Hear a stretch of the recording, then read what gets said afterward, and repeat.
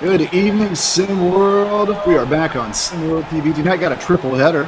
Kicking it off here, Southeast Select, led by Trey Turner on the court. And off the court, Coach Brad Lee looking to win his 30th career Sim World game, become the outright all-time winningest coach of the 2 seasons of Sim World. They're taking on Lakeshore Drive. Lakeshore comes in 8-11.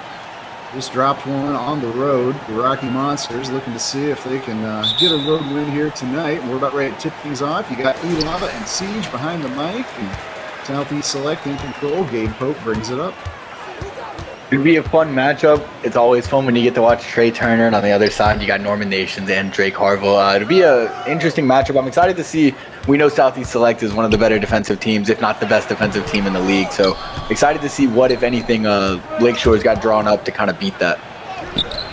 Ooh. Quick little layup attempt there wouldn't go. Trey Turner missed his first shot on the other end. Pope has the ball, looks to set things back up. Gabe Pope, point guard for Southeast squad. And once again, Turner has it. He's going to try from outside now and buries a three. That is what Trey Turner does best. 81 made threes coming into this game. That's a crazy number. I mean, he has solidified himself as the best three-point shooter in the league. At some point early on, it was kind of a discussion, but I don't think anyone's going to argue with you at this point. He is the best shooter that we have here in this league. Lakeshore cold to start. They can't get going from outside.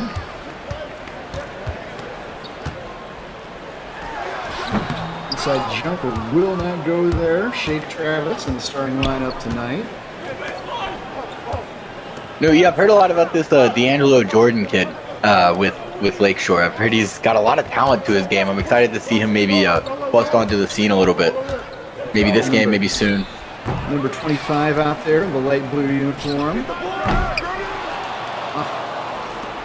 Lakeshore just ice cold. Yeah, Jordan, definitely one of the talented youngsters on this team, and there's how you get on the scoreboard. Lath Money, 6'8", 16 years old. A lot of 16-year-old kids on the Lakeshore lineup. Not too bad a thing to have a young lineup. Means you got a lot of time to work with them. Oh. Trey Turner going to work. All 5 points for Southeast, Kevin courtesy of Trey Turner. Sometimes I think because of how good of a shooter he is, sometimes I think it gets overlooked how many things Trey Turner can do well. Just because, you know, he is the best shooter, and like that's what everyone knows him for. But I mean, he's a great defender. He's great at getting to the rim. He's great at making tough shots like we saw there. He can do a lot of things. I mean, that's why he's a top 5 player in Sim World right now. But I think because he can do that specifically, it gets overlooked. That's kind of what people pay the most attention to. Well, the spotlight on Trey Turner so far tonight. All 8 points, 8-4 lead. Jordan with a strong move on the prior possession for Lakeshore to get himself in the score sheet, and another 2 points. A nice drive inside, kick out, but on that occasion, Drake Harville does not take the 3. Ooh. It's that to go, however. 6'2" guard out of Chicago.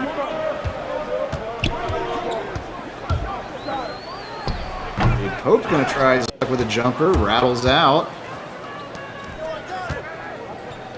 And Gabe Pope's one of those really great like utility point guards. He's a good leader, plays good defense, doesn't kind of overextend himself and try to do too much. Definitely the kind of point guard you want next to a star player in Trey Turner. Harriet Stack has it. One of 3 6'10" players. Jesus. 16 years old, but don't even need the big fellas tonight. Trey Turner going to do it all himself. 4 minutes gone in this game, and Trey Turner has already scored in double digits. He's going for 40. He wants the record. Well, nice pass from Jordan. Far underneath, however, was Money. Pulls it back out. He's going to try his luck, and gets it to go over Keandre Baldridge, and that's not easy. The 6'10" frame of Baldridge getting in the way, but just a 2-point lead now for Southeast in spite of the early heroics for Turner, who's going to attack again and get 2 more. Dude, this is ridiculous. I'm getting shades of Cooper Kingy Cross out here. CKC last year, leading scorer and player of the year in Sim World, scored more than a point per minute, and Gray is doing a lot better than that. Yeah, at least early. There's been some player of the year talk recently, I know, in the public and everything, and it seems at this point almost a foregone conclusion. A foregone conclusion everyone has that it's going to a certain Showtime basketball star. But I think there's still some guys who are making their case for it. One being named Trey Turner, and I think there's another guy over there for Best Coast Ballers in LDO who is still making his case for that award this year. Pass out of the double team, but he gets the ball back here. Double back on him, and he finds Stack underneath and gets it to go. Various Stacks, 6'10". A lot of 6'10" out there for Southeast. Good defense. And the ball out of bounds. Yeah, very good defense. This is looking like one of those games where every shot's falling for both teams right now. They're both making some shots. We've seen some nice step back so far. I mean, Trey Turner, everything's falling for him. That's normal. But Lakeshore's hit some good shots too. Well, with all the focus being on Turner, can't ignore the fact that Lakeshore is right in this. Great pass. 1 point game. That's Lawrence Shields just inserted into lineup, and he's a new addition. Transfer in from the West Coast, averaging 3.7 points and 3.3 boards per game for Lakeshore since he came over. Oh, and look at that. Shake Travis can't get it, gets his own rebound. Back up, won't go. It's another rebound. 3 on the way, and this one is good. This time from Dustin Solomon.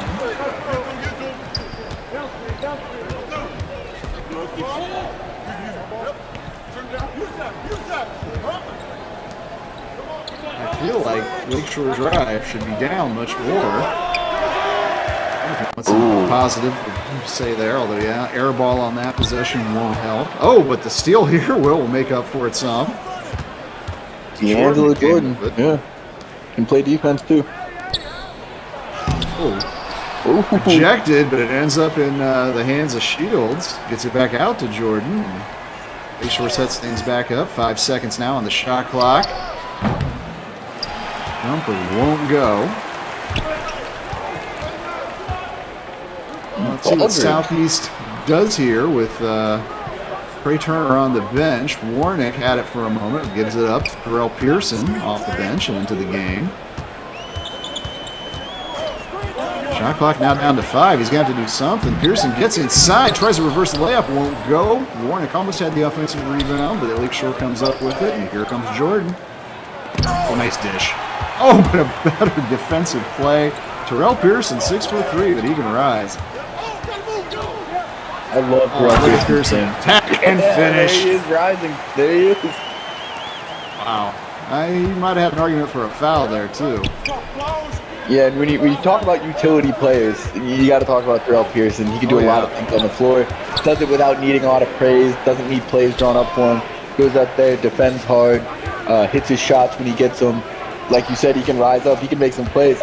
He's the kind of guy that I think if you put him in a spot where he was a 1 or a 2 for a team, he would be successful. Yep. And I think he's going to have a role at the next level. Right now, his team up by 4. This is going to be the final possession of the first quarter, barring something unusual. And Pearson has it. Once again, wants to get inside, but this time can't get it through 2 defenders. Warnick gets it back. Oh, he get the put back to go, however. Southeast, the home squad, still has a 4-point lead here at the Graceland Basketball Center. Come right back to second quarter action when we return.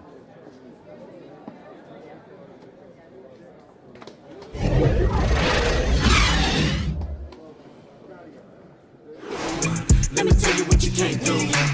Don't tell me what you won't do. Let me tell you what you can't do. Don't tell me what you won't do. Let me tell you what you can't do. Understand the joy that I feel. This passion, this purpose is real. I get to do this here with my friends. I get to do this here for my kids. Mama getting the brand new Benz, and back gon' get what she gives. That's loyalty over trends. It's BXP for the win.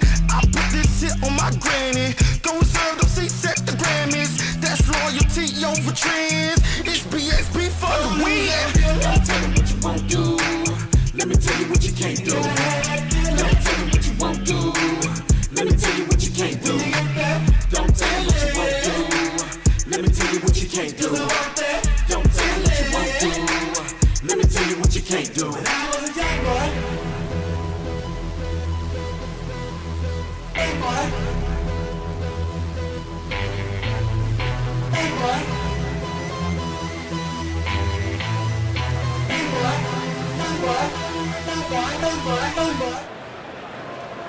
Second quarter just about to start here. Southeast on top by 4. Trey Turner, 12 points in 6 minutes.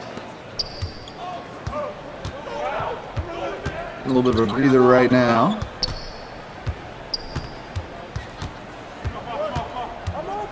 Pearson playing tough defense there on Zay Gore in the game. I was going to try a jumper, can't get it to go.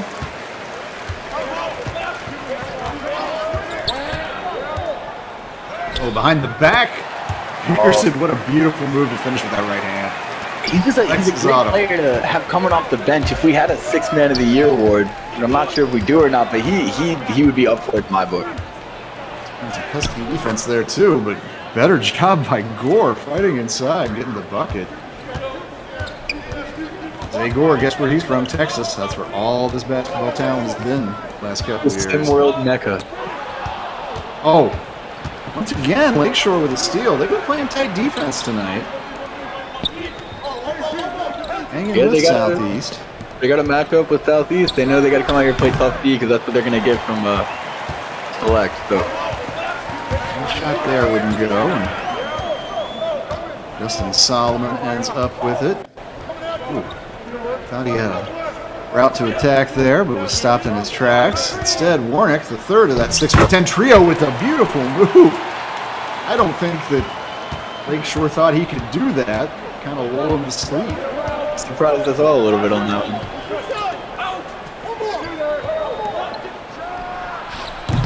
Ooh, off balance 3 won't go there. Last couple shots from Lakeshore haven't been all that great. Southeast looking to take advantage. Warnick has a smaller defender on him, gives it up.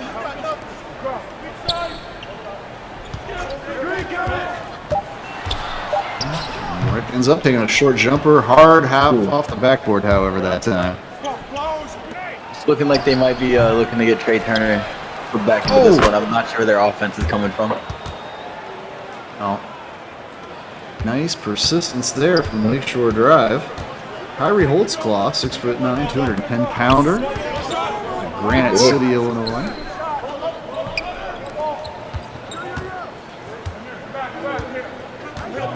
Jalen West. 5 seconds on the shot clock. Pearson has it. He's going to try a deep 3 and nails it. He came to play today. Well, he's been watching how Trey does it in practice. I think he picked up something there. Give Southeast a 7-point lead. Pesky on defense. He's one of the better perimeter defenders in the league in my book. He can really he could guard the opposing team's best player on any team. I mean, some guys could get theirs anyways, but he's a phenomenal defender. Out there won't go. Rebounded.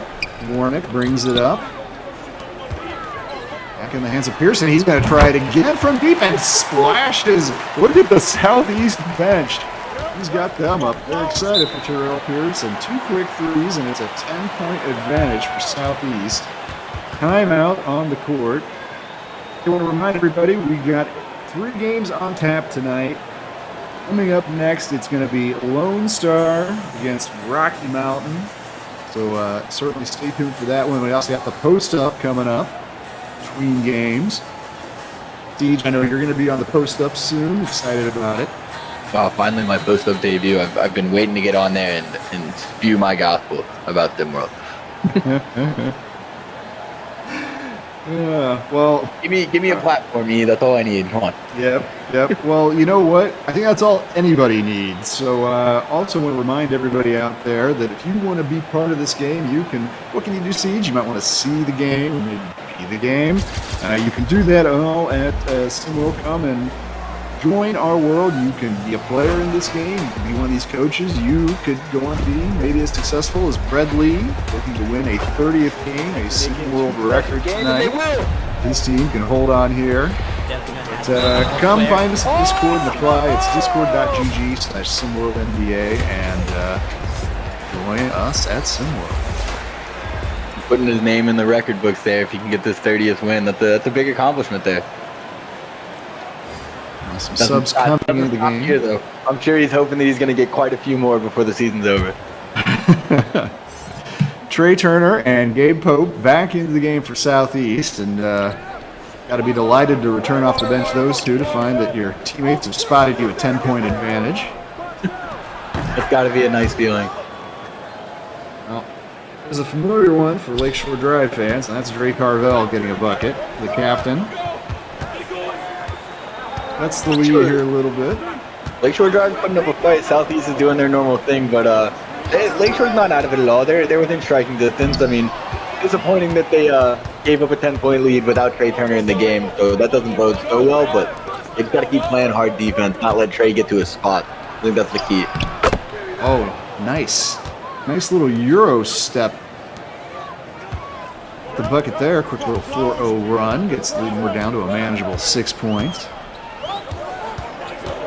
And Pope out there running the show for Southeast, and he's going to take it himself here, but has it rejected that time. Interesting shot selection there, E. Yeah, a little bit rushed there from Pope, but leading this team on assists on the season, Gabe Pope has definitely meshed well in the backcourt with Trey Turner. Oh, look at that defense! I think Coco Bryce was maybe going to get it, but Kadarius Stack came over and made sure that thing was getting swatted. Stealing it from the overseas kid. Stealing his bread. Ooh. Stack couldn't get the layup attempt to go, however. Yeah, no, Coco Bryce out there now. From London. Number 69 out there in the home white. 3 won't go that time. And he's a good athlete, good defender. He could develop into something nice. He's only 16 years old, so he's got time to kind of, put together what his game is going to be here in SimWorld. Lakeshore Drive really laying off him. He's going to try to take advantage, get a jumper to go, but can't. Second chance will not go either. 2 times tonight. Southeast has had an offensive rebound, not coming away with any points. Oh, there's a nice quick hands by Bryce. It's off him, but good defense there. With that, again, D'Angelo Jordan returning for Lakeshore. With that Turner on there, it looks like he's been watching Trey Turner in practice a lot. Tried to emulate him there, but he'll get there. Bryce going to the bench. Lakeshore Drive. Actually, since Turner's been back in the game, they've turned up their defense a little bit. Couldn't get that shot to go, however.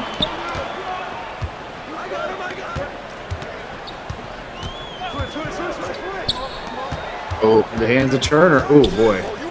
Good recovery there. Chase it, even though he lost it, he got back, he got in front of him. That's good defense on Trey Turner. A lot of people to keep track of on that Southeast lineup. Gabe Pope's one of them. Slips his defender there. Easy too. And look at that defense from Pope. Yeah, it was coming up, I think, on the backcourt violation. Pope was all over him. Ooh, good pitch. That's a dime. Lawrence Shields throws it down. Cuts the lead back to 6. We're now under 2 minutes to play in the first half. Once again, Pope right to the rack. Easy bucket. Getting it done. Well, taking what the defense gives him, and then on defense, out here just being an absolute pest. They got a lot of perimeter pests. They got a lot of perimeter pests over here for Southeast Select, and then you put that together with the guys like Kadarius Stack, DeAndre Baldridge. That's why their defense is as good as it is.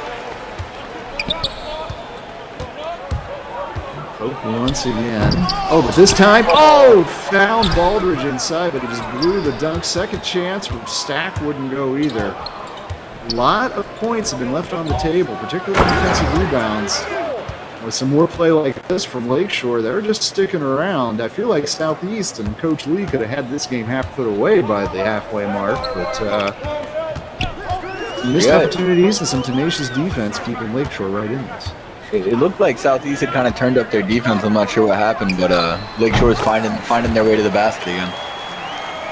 Long 2 from Trey Turner. He's got 14 now, but that's his first since 6 minutes through the first quarter. Ooh, ball almost patted out of there, but layup won't go, and Baldridge secures it, and about a 4-second. Oh no, turnover. It's a big one. Can hold for one. if they're going to. We got to capitalize on this. Well, Arvell is going to hold it, setting things up. He's got Pope on him. Oh, but he sheds him right there. Nice move, gets it open. Look at the jumper, but can't get it to go. And Darius Stack, is he going to try his luck? I think this is after the whistle anyway. Yep. Wouldn't have mattered. 8-point advantage. Southeast Select on top of Lakeshore Drive, looking to get to 15-6 on the season overall and win a 30th career game. Brad Lee. It was all Trey Turner first minutes of this game, but Lakeshore Drive fighting, hanging around, and if I'm Southeast Select, I got this lead, but I kind of don't feel good about it going into halftime, Siege. Yeah, absolutely. And like you said, Trey Turner came out, did his thing, but even when he wasn't on the floor, we had guys like, Terrell Pearson came in, he got his, he started balling out. Gabe Pope with a couple of buckets there late in the second. What I would say is Southeast Select is definitely in control of this game at the moment. As we've seen, they've had the lead for all of the game.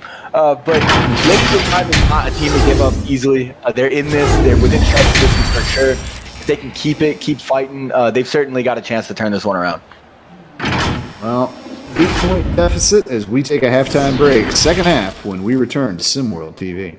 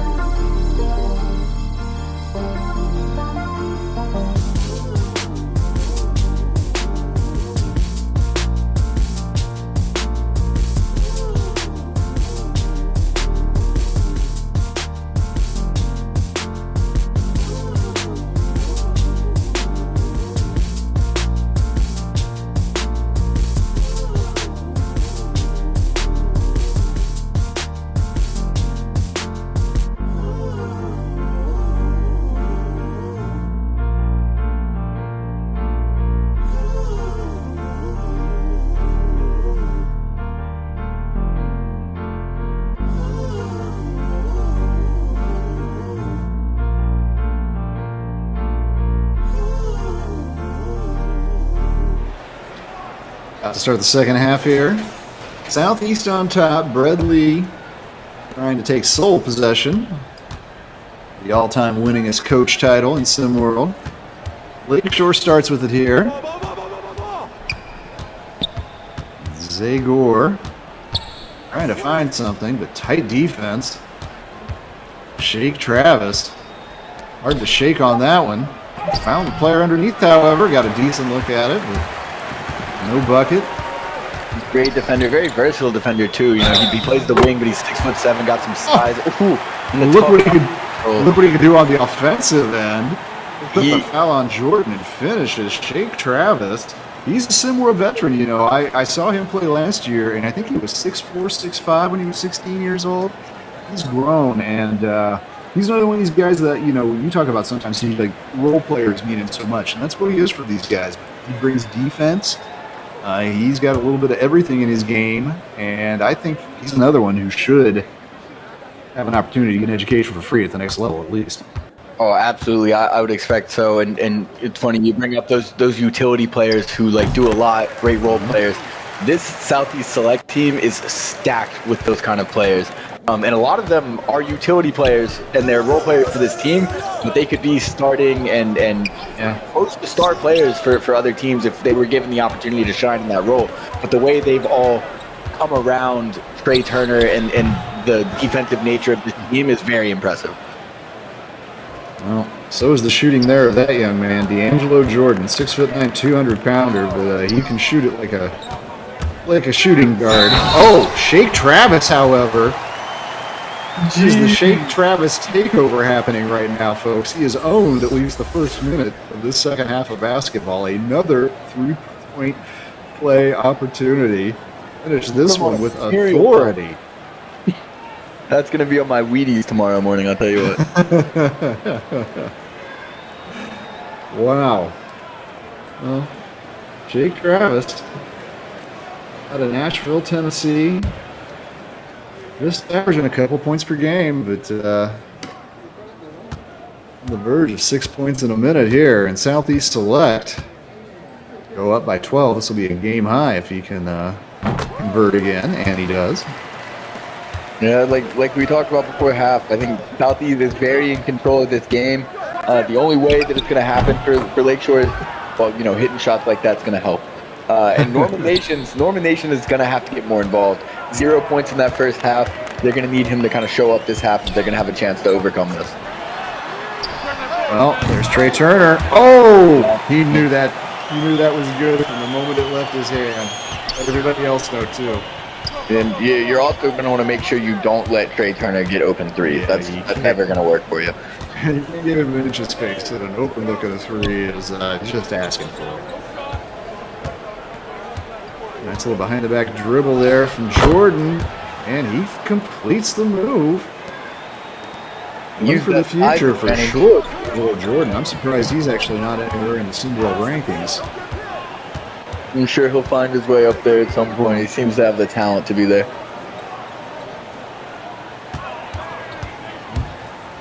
Turner picks up a little screen and gets the layup to go. Doing it from the outside, doing it from the inside. Doing it every which way it can be done. Ooh, nice block to Darius Stack. Southeast is really starting to take this game by the throat right now. It might be a timeout coming from Brian Lovelace, coach of Lakeshore Drive. Instead, a short little jumper from Gabe Pope. Gabe Pope's on one today, too. 6'2", Pope actually has decent size for a guard, particularly at this level, and he could still be growing. He used it to be able to create a little space, shoot over the defense there. 3 on the way from Lakeshore, looking to get it back in bunches, and that's a good way to start. All right. They're not going to go away quietly. It settles the crowd. It settles this crowd. You get that timeout now, however. It's coming from Southeast. Coach Lee wants to talk it over with his bunch. Well, while he's talking to his crew, I want to let you know that our TV crew is returning tomorrow, 7 o'clock Eastern. It's going to be Indy and AT Aliens head-to-head as action returns on SimWorld TV. And here in this one, opening 3 minutes, Southeast Select extended that 8-point lead now to 13, and they've been doing it well. I mean, we've seen Shake Travis explosion, Trey Turner doing his thing, those bigs of Southeast, those young talented 6'10" trio bigs they have, blocking shots and grabbing rebounds. I'm shocked, actually, that it was Coach Lee took the time out there and not Coach Lovelace, because it felt like things were coming a little bit apart for Lakeshore Drive.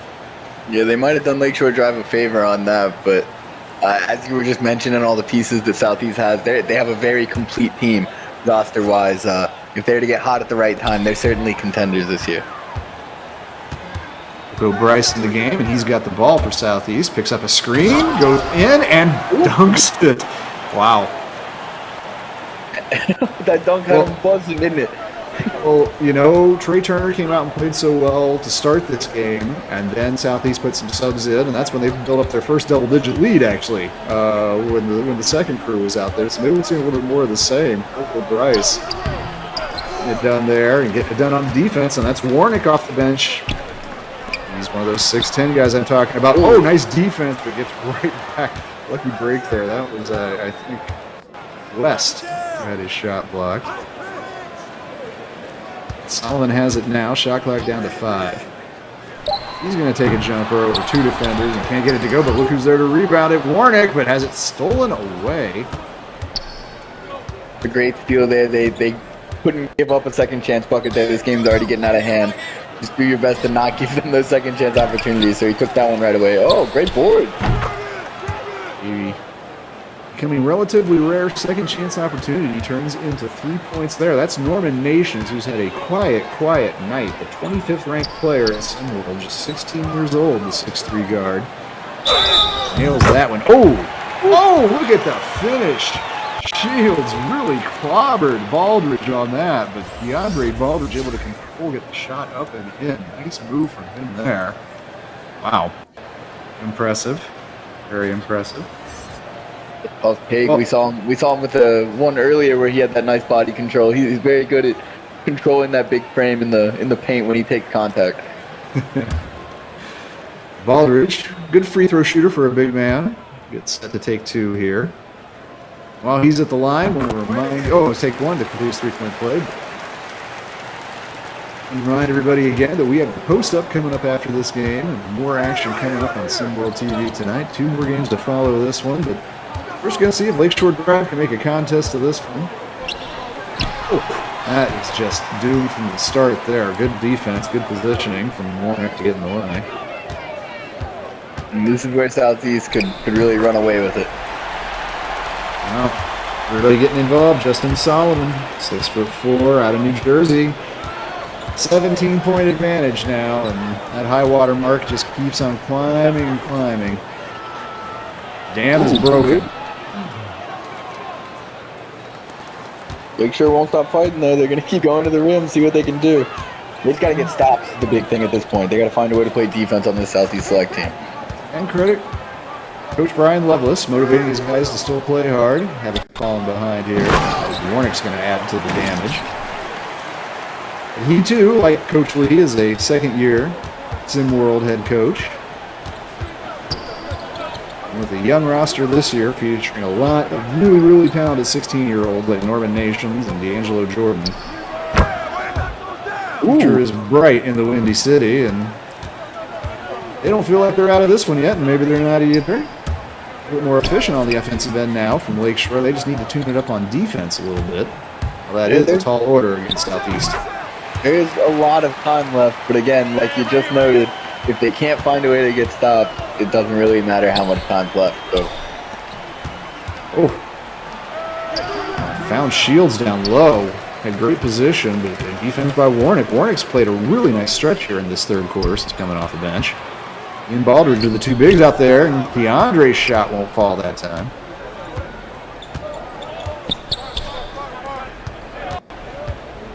You got to capitalize on these missed shots by Southeast if you're Lakeshore. They haven't been missing too many of them, so you got to take those opportunities when they come. Good position there from Nations, but he just couldn't get the shot to drop. Good defense. Prevents any further harm being done there, and another chance for Lakeshore Drive to cut into this lead. They'd like to get this. Get it down to 10 is probably unrealistic by the end of this quarter, but you'd like to have it in the low teens. A pre-teen number would be nice. Right. A nice pre-teen deficit could be good. No. Shot not falling didn't help the cause as we're approaching a minute to play. Third quarter. Earl Pearson. A little screen goes 1-2 with Warnick. He's at his feet, but he collects it, has it rejected, gets it back, tries it again, and flips it up and in. Everything going right. Warnick, not necessarily a highly skilled offensive player, but when things are going your way, things are going your way.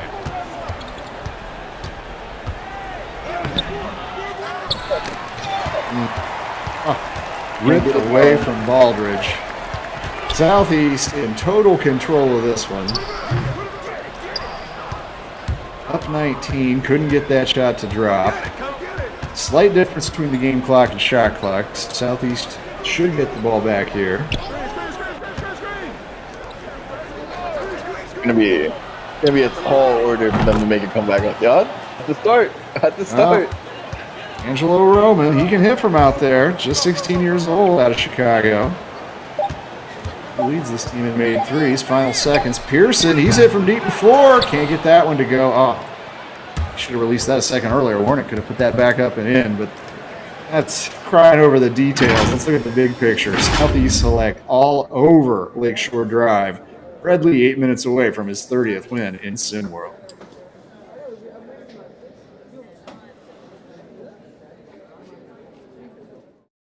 Big smile out of you. You're up 2-0. What's the story? Are you not happy, or you're only half happy, or Still to be happy about. you're up 2-0? Job's not finished. Job finished? I don't think so.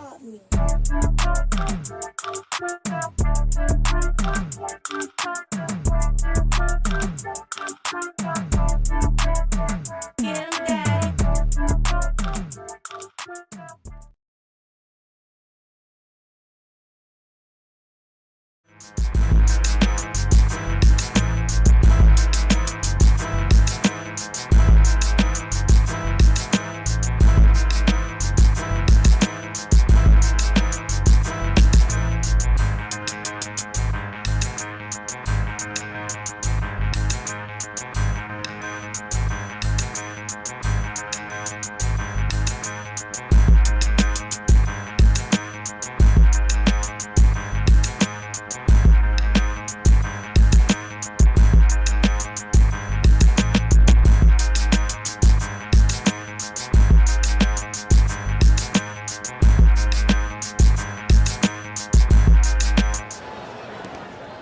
All right, 8 minutes to go. 16-point lead for Southeast.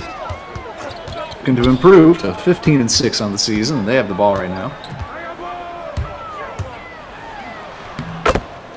Where do you have Southeast Select in terms of if you were to rank your contenders at the moment? Where would you place Southeast? I mean, well, look, they're only 4th in the Legend Conference right now. They don't even lead their division at the moment. But I don't think I could leave them out of my Final Four. You know, I do the Around the Table podcast with Big Bob, and we've talked about that subject before, picking our sort of early favorites and predicted finalists, and I can't ignore Southeast, and I mean, you know, I'm also a big fan of what's going on in Houston. The West Coast teams are tough. There's a lot of contenders for that, and the originators and everybody else. But Southeast, as we have seen tonight, when they're playing their game, you know, we haven't even really focused too much on their defense tonight, but their defense, led principally by that man right there, D'ing it up right now, Gabe Pope, has been intense. Rare offensive rebound there for Lakeshore Drive, but they're in my 4 is the shorter answer to your question. Are they in your Siege? I think they're in my 4. I think, you know, the more you look at it coming down to it, what they have that I really like, you know, and it's a cliche saying we hear a lot in basketball, offense wins games, defense wins championships, but what they have is a consistent roster. They've got a lot of guys who don't just play one role, but are those utility guys we talk about. And what that allows for is someone's having an off game. There's a lot of guys who can do a lot of things. And then you have it highlighted by a top 5 player in the league in Trey Turner. They've got all the makings of a championship team. Ray Carvel found himself in an ounce of daylight, so he felt obligated to shoot. I don't blame him, but he couldn't get it to go. Stack has it down low. Oh, his shot rejected. Not a lot of verticality in Stack's game for a 6'10 player. He's not a leaper.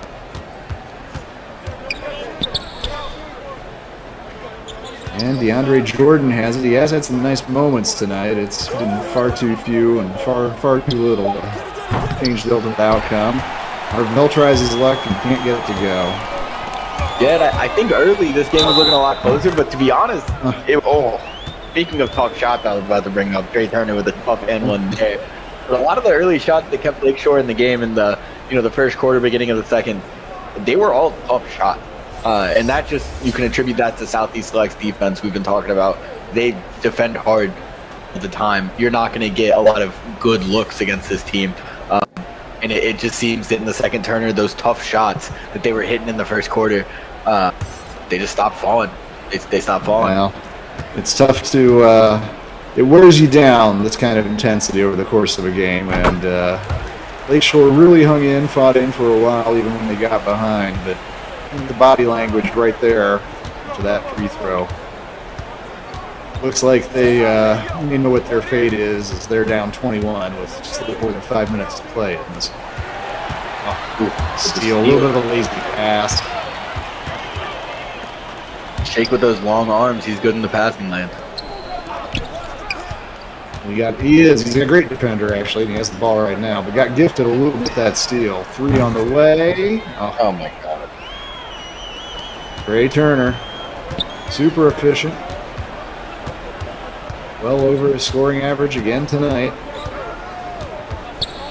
Shooting, I believe, above 80% from the field in this game. It might be time to call off the dog from Southeast. Kadarius Stack has a much smaller defender on him. Let's see what he wants to do. He wants to score an easy 2. Yeah, that's not too tough a shot when you got that kind of size advantage. Well, and again, it speaks to I think Lakeshore may already have one foot in on the bus. They're ready to go. They're ready to go home. This has been a tough road trip for them. They're gonna have lost back to back now, Rocky Mountain and Southeast, and rare miss there from Trey Turner, but they've been stuck on 47 points for some time now. There you go. There you go. Well, it looks like it's just about time to crown Bradley the winningest coach in SimWorld, unless something really crazy here happens. Looks like he's gonna get that 24-point advantage. 24-point advantage would be a lot to overcome with the time remaining, especially as Gabe Pope keeps on getting easy buckets. He's having himself a great game. Yeah, he Not had 5 always- assists at the end of the third quarter. I'm not sure where he's at now, but yeah, he could be trending toward a double-double, though. Again, I wouldn't be surprised to see him go to the bench along with Trey Turner and some of these other starters pretty soon. This game feels pretty comfortably in hand. Nice shot there from Harvell. Just too late. Just too late. Yeah, and Gabe Pope's not always an electric offensive player, facilitating, but scoring-wise, not always. But he's had some great buckets tonight. Oh, well, he lost the handle there. He always brings the defense, and he is a good passer. Not necessarily a great outside shooter yet, Pope. Still developing that part of his game a little bit, but as we've seen tonight, really effective and smart in getting down on the blocks and putting his defender in a bad position, getting an angle to shoot and taking it and actually getting a lot of easy looks, really. Yeah, he's a very high IQ player. That's what makes him a great point guard to put next to Trey Turner. But like you said, he's only 17 years old. That's one of the great things about being only 17. You got a lot of time to develop your game. So we'll just have to see what else he can do with his career. I think I've heard some overrated chants coming from the crowd here at Graceland Basketball Center tonight. I'm not sure what that's about. Lakeshore, 8-11. Coming into this one, they're going to fall to 8-12. They're in that hyper-competitive Frontier division.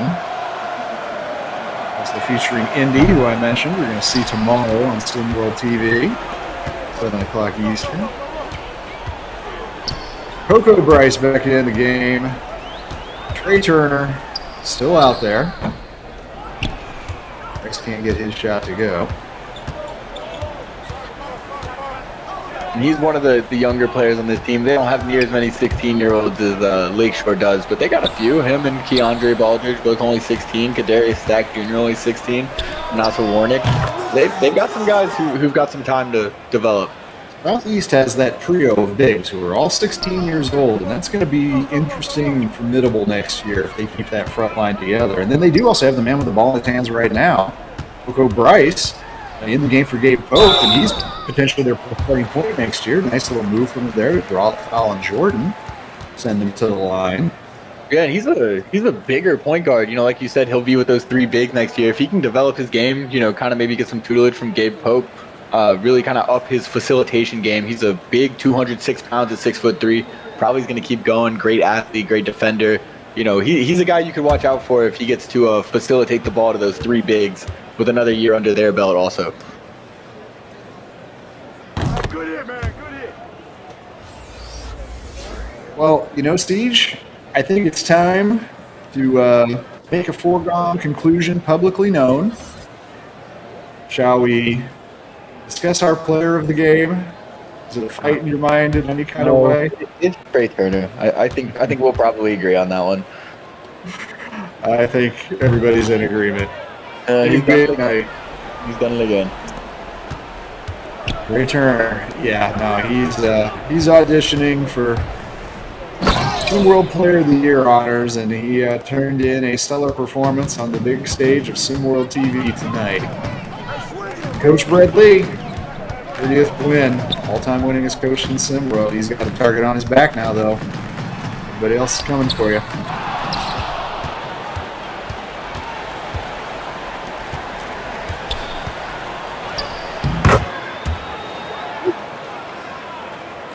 We have 2 Murrays who are closest to Bradley in the win column. Coach Myron Murray down in DC on 27, and also Aaron Murray. Great Yes, not bad. yeah. This is going to be a fourth straight win for Southeast Select. They're on a little bit of a roll. They're kind of, I'd say in the last few weeks, they've been more of the team that everybody thought they'd be the start of the season, rather than the one that started 10-6. Certainly not a bad record, but a little subpar for somebody you expected to be dominant. Yeah. Well, a minute to play in this one. Londoner Coco Bryce takes it and stuffs it through. He is one for the future, folks. And I feel a little attachment to him, just having spent a little time in his hometown myself. Was fortunate enough to live there for a few years. It does have a budding basketball culture, the UK. You have the British Basketball League, which I encourage everybody to check out. Yeah, maybe Coco can play on that level, but the way he's playing tonight, I think he's got Division One. Maybe he's got a bigger ceiling and future than that. I mean, if he's got point guard skills and that athletic, tall frame, yeah, could be something special. This Southeast team, that's the crazy thing. They've got a lot of guys who might not be around next year, but they've got enough young guys that they could be in the conversation next year too. That bucket won't go, but as the final seconds run out, it's only a matter of cosmetic difference. Is it going to be a 20 or 18 or 17 point win for Southeast Select? And the 20-point margin is going to hold. Big night for Trey Turner. Coach Lee, go celebrate. You've done it. You are the first to win 30 games in Sim World history. Southeast Select getting the job done. Fourth straight win for them. They take down Lakeshore Drive 81-61. Well, remember, coming up right after this, we're going to go into post-up. That is always fun and sometimes even informative. And following that, we got our next game, Lonestar taking on Rocky Mountain. Excited for that one. Well, thanks for being with us, folks. On behalf of Siege, myself, Elava, and the whole crew here at SimWorld, thank you so much. Stick with us, and remember, see the game, be the game.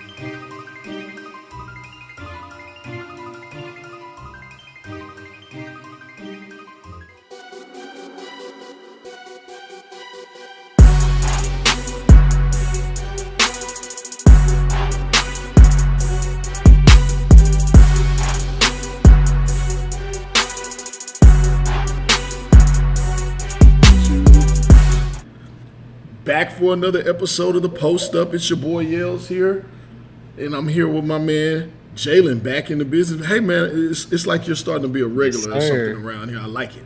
I like it. Trying to get the people what they want. Right? One they do. They want Air Jalen. What they want, Air Jalen. All right, yo. So we just had a game, man. We saw Trey Burner Turner, straight up, man. All this player of the year talk in SimWorld Hoops. This guy put up 29 big buckets. They blew out Lakeshore Drive by 20. He gets it done routinely without taking the team out of their game. What are your thoughts on this matchup? But really, I want to know how you feel about Trey Turner. I think I feel how everybody else feels about Trey Turner. He's the best shooter in SimWorld. There's no debate about it. I know in the preseason we talked about it a lot, but it's not really much to talk about there. It's him. He's in a class of his own. Is he just the best shooter, or where do you rank him when you talk about SimWorld Hoops tops players? I definitely have him in the top 5. I have him in the top 5. Probably at 4 or 5. You went for it. Bronny and DJ Wagner and Tyson Simpson. I think those 3 are the top 3 for sure for me. But I have him right behind him. Coach Bradley picks up his 30th win in SimWorld history. He's now the winningest coach in all of SimWorld Hoops. But that's a moment in time as for now. Coach Bellardi may return. You got some other coaches in there.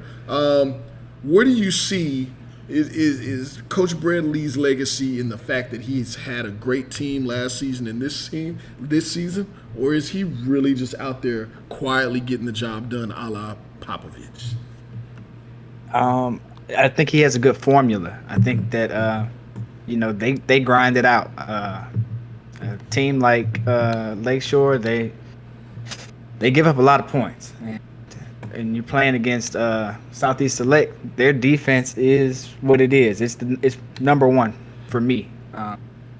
And so if you get to giving up 70, 80 points, you're going to lose every game because they're not going to bend. Yeah, straight up. All right, well, look, we're not going to spend all day on this game. We saw what it was. It wrapped up quick. We know exactly what it was. We had quite a few things going on in SimWorld Hoops today. We had H-Town Hoopers made a big announcement. There was some news that broke last night with Showtime Basketball.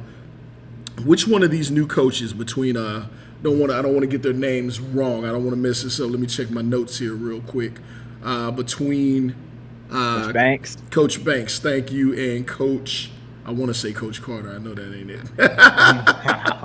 The coach from Showtime. Yeah, which one of them is walking in to the best situation, and which one do you think is going to be better prepared to win going into the postseason? Oh man, that's a good question. I think long term, and it's Coach Joyner. Coach Showtime. Joyner, yeah, thank you. Coach Sorry about Joyner. that. Shout out Coach Joyner. I think long term, I'm gonna have to give the nod to Coach Joyner just because it's Showtime. It's a big brand. Showtime. Big city. Yeah. And out in LA, they have a beautiful arena. I think that he'll benefit from having that draw, and you get the talent pool that is California. But I think this season, I think that H-Town, I think they have a better team. I know that they don't have a Bronny James, but the 5 that their starting 5 is up there with the best in the league. It's a tough group, and I think that if Coach Banks can come in here and just settle them down a little bit, I think that they'll have a good chance of making a run in the race to 1.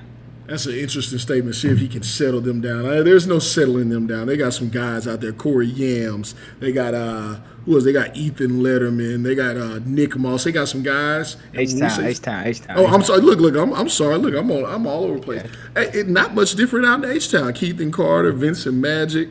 You got some guys that talk that talk out there, man. But on the court, I'm sure is what you're referring to in regard to settling them down. Very talented Bring team. some organization there. Yeah, I'm not sure that we've seen what they actually are. Even at the record that they have, I'm not sure that we've seen what they could actually be at full potential this season. 100%. Look, we had some matchups occur earlier today, already in the books. We had Middle East heading into Bay Area. Or I may have that backwards. I'm sorry. Bay Area heading into SimWorld Middle East. Trey Hyman, 28 points, 12 of 14 shooting, 13 boards. Think he got a couple of rebounds, assists, a block. Maybe he sold some popcorn. Hey, Trey He did it Hyman, all, yes. He did it all. Hey, man, the dude, this guy does a little bit of everything. And, you know, I think he, on the Bay Area squad, you had Caden Shipp put up 13. What a talented squad, man. The question I have about this team, they pulled out the victory, obviously, is where I'm heading on that. But the question I have for you is, are they doing themselves a service or a disservice, sacrificing their own personal numbers on a nightly basis to get these wins at the prep level? Because I think any of these guys can go out and average 20, 25 points a game on any team and make a name for themselves. What you thinking there? It's a double-edged sword. I mean, when you have that much talent, I mean, there's only one ball. There's only so many shots that can go up. Mm-hmm. I mean, you look at the box score. I mean, Royce Anderson, he's one of the best scorers in SimWorld, if you ask me, and he has 5 points Tonight or today. Yeah, but it's just as far as your individual, like if you're a guy like him, and maybe you want some bigger offers, you're not gonna get those looks right away. But I think that, you know, in my experience, the more you win, the more you'll be seen. So if you're at the national championship stage, like every coach in the country is gonna be watching that. So the more you win, the bigger your audience is what I'm getting at. I got you. I think when the race to one starts, I think we may see some of these teams in Bay Areas who we're talking about now, but some of these other teams where they have some, you know, selfless guys, which I love to see at such a young age. I think we'll start seeing a little bit of that selflessness go away, where guys want the light on them a lot, like March Madness, right? I think it's cool for some of them this year, and I don't know about some of these guys that, you know, their last chance is going to be next season. So I'm looking at guys like Ronnie Shanahan sitting on the end of the bench, and I know there's a bunch of teams that would love to have him, and I'm sure he wants to be seen. So we'll see, you know, how he can get that under control in the offseason. But for now, they're winning. They got things rolling. Trey Hyman is the man every night almost. Yep. They're cooking right now. Look, couple other finished games before we move on. SimWorld Africa, Run DMV. Run DMV got ran out of the building out in Africa at the Elijah One Sports Complex. You know how I love Akeem Olajuwon, so I got to shout out. Pierre Dupont, 20 big points. Cole Abdul Rauf, 12 points, 6 rebounds, 3 assists. Showed us a little bit of everything. Run DMV could not buy a bucket. Coming off a 7-game winning streak, does this loss mean anything, or was he simply, I think Coach Murray said he was simply trying some things out. Are you taking him at his word, or did they just get smashed? I think you have to take him at his word for that, but at the same time, I mean, they were on a 7-game winning streak. Eventually, for the most part, eventually you're going to lose a game. And sometimes, you know, that's a long trip to Africa. That's a trap game every time you go into that building. So, you know, and Africa's made some adjustments too. That's not because of the tape on the floor. Yeah. Africa's made some changes too. I think that in the games where maybe it's not all for Benley, they look better. Sometimes, you know, he can carry them, but when they get the other guys going, that's when they really look good. I mean, they put up 76 points. That's a lot of points for them. Absolutely. Against a good Run DMV team. Absolutely. Who else we had here? Coach Mack out in SimWorld Europe getting his first victory, and it looks like he got something out of Henrik Vekic having a season-high 27 points. Any notes on this one? I think that's it. I mean, I think that was the key. I mean, everybody coming into the season, we all knew what they had in Henrik Vekic, and we just haven't seen it for whatever reason. I think that, you know, Coach Mack, he probably thought he was going to get his first win against the North. And when he saw he didn't get that, he knew he had to do something. And why not go to one of the best players in the world? Yeah, in the world. That's right. I will make sure we shout that out. Still one of my favorite bigs in all of SimWorld hoops, and just honestly at the prep level, period. So much skill. So much skill. I don't think, you know, we haven't scratched the surface with him either. So, look, we're going to keep it moving here, though, man. We're going to keep it moving here. It's time to get in that paint. No text.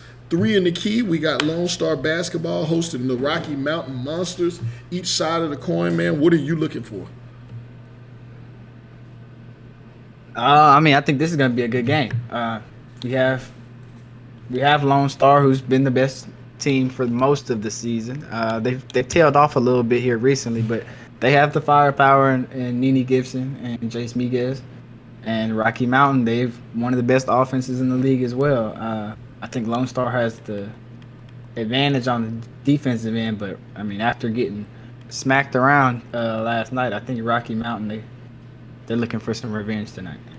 They're looking for revenge. That's one key. What else you got, man? We need 2 more keys here, sir.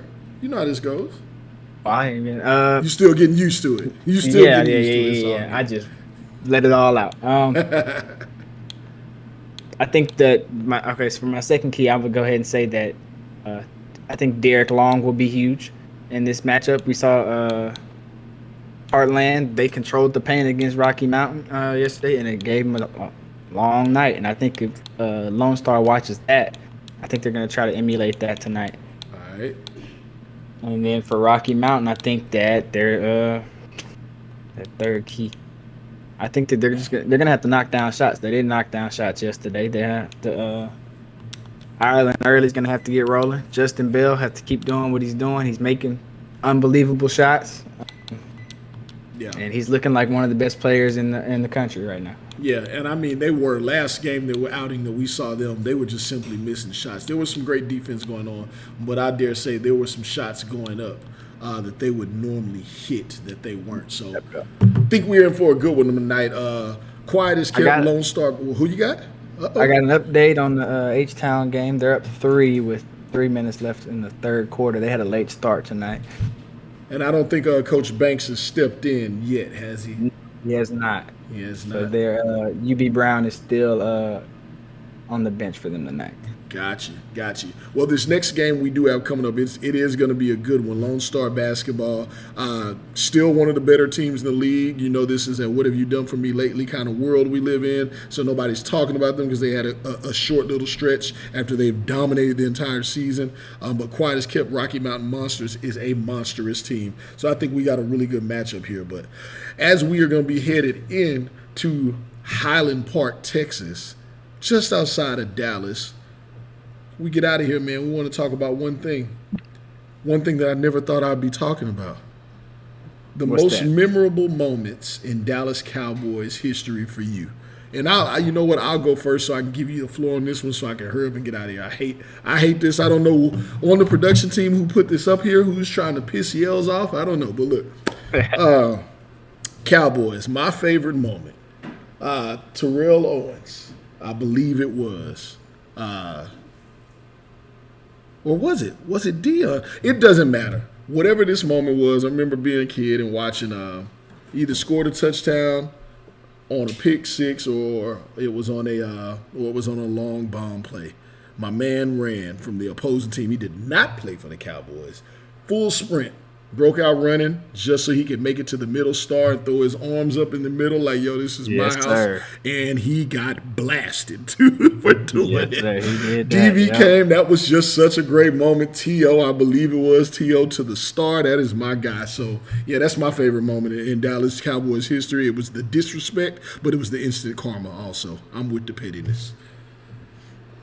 I actually have kind of an interesting moment. I was actually at the last game that was at their old stadium, Texas Stadium. As a kid, I remember me and my mom were at the game, and it was snowing, and it was so cold. It was the coldest I ever been in my life. I mean, my mom was she was just at the game. She was under a blanket. She had a hoodie on. She wasn't even watching the game. Had her whole body covered. And I remember, just, you know, in typical Dallas Cowboys fashion, I mean, they're up late in that game, and they give up like an 80-yard run to I think LaRon McClain at the time to lose the game. I think it was like a minute left in the fourth. They give up an 80-yard run, and I think the drive before that they had give up another 80-yard run to Willis McGahee for a touchdown. So back-to-back touchdowns on long runs to spoil the night. And I remember they had all the souvenirs, the Ring of Honor, all that stuff going on after. But I mean, In typical Cowboys fashion, they definitely ruined that night. Typical Cowboys fashion. Yeah, you know what it is before we stop talking Cowboys, because I don't want to give them that kind of shine. Here's what it is. They bring you all the way to the edge so that you can anticipate greatness, to bring you to the top of the mountain to push you off that thing. Man, they pull a chair every time. Dallas Cowboys, you're still 10 times better than the Houston Texans. Look, man, this has been fun having you on here, Jalen. Appreciate having you on. Appreciate you guys tuning in for the post up. Appreciate everybody that has joined and been a part of SimWorld and helping make it SimWorld TV, SimWorld Hoops, and SimWorld Sports great. We're going to continue to grow. We got another great matchup coming for you guys. Lonestar Basketball Club taking on Rocky Mountain Monsters. You guys stay tuned. In about 5, we got tip off coming. We'll be running another game for our triple header. Back with another post up, and then we're going to leave you guys till tomorrow. So till next time, man. For Jalen, I'm Yells. We out.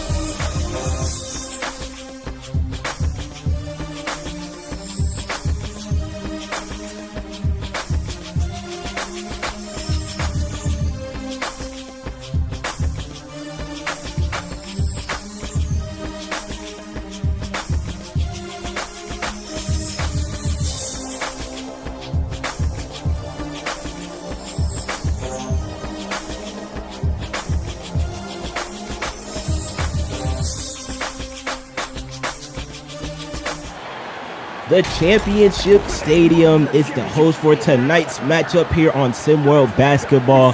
As always, we are here with Game 2 and our triple header tonight. It is your host, LOB, and new to the commentary booth, for me at least, will be my man Maestro in the building. What's going on, Maestro? Let's bring it, baby. Let's bring it. Like I said, we are here in Championship Stadium for Game 2 here tonight between the Lonestar Basketball Club and the Rocky Mountain Monsters. Now, Maestro, you might have a little bit more on both these teams than I do, but what are your keys going into this game right now? What are we seeing? Well, I definitely have to say for Lonestar, they're definitely going to need to lean on their big guns here tonight. McGiz and Nene Gibson, and they're going to need some help from the bench. They're going to need some help from the guys coming off the bench that maybe giving them some numbers, but not good numbers. Definitely, I'm looking for somebody like, I'm going to say, for instance, Derek Long to have one of his typical games. He's just solid across the board, but maybe just a little bit more. For Rocky Mount, it's always about Justin Bell. It's always about Devon McDougal III. Who else is going to step up? Are we going to get some Lucas Banks? Are we going to get some Aaron Early? Even some Kenneth Gaffney, who has solid numbers across the table, but just barely at that point where he can make a real serious impact on a game, I think, to help out the two stars that actually bring it home for them every night. All right, so what it sounds like Maestro's keys is that not only will the stars have to show up tonight, but it'll seem like we're going to get a lot of help from everybody on this team. Looking at these teams respectively, we got Lonestar, who is 14-5 coming into this club, taking on 2 very tough L's, whereas the Rocky Mountain Monsters are 13-6. So 2 premier teams here in SimWorld. We've got a defensive 3 in the key here. But like we said, 2 teams definitely premier here in SimWorld. And that's going to send the Rocky Mountain Monsters to the line. Number 30, Ireland Early. What do you expect from a guy like Early? You know what? I really want a guy who averages over 11 points a game. He gives you almost 3 rebounds, gives you almost a little over, maybe almost 2 assists or whatever. I'm just going to say 2 assists. All right. A guy like a guy like that, I look for him to sort of be that gap filler. Let everyone else get the top of the game stats so they can have a little red star by their names.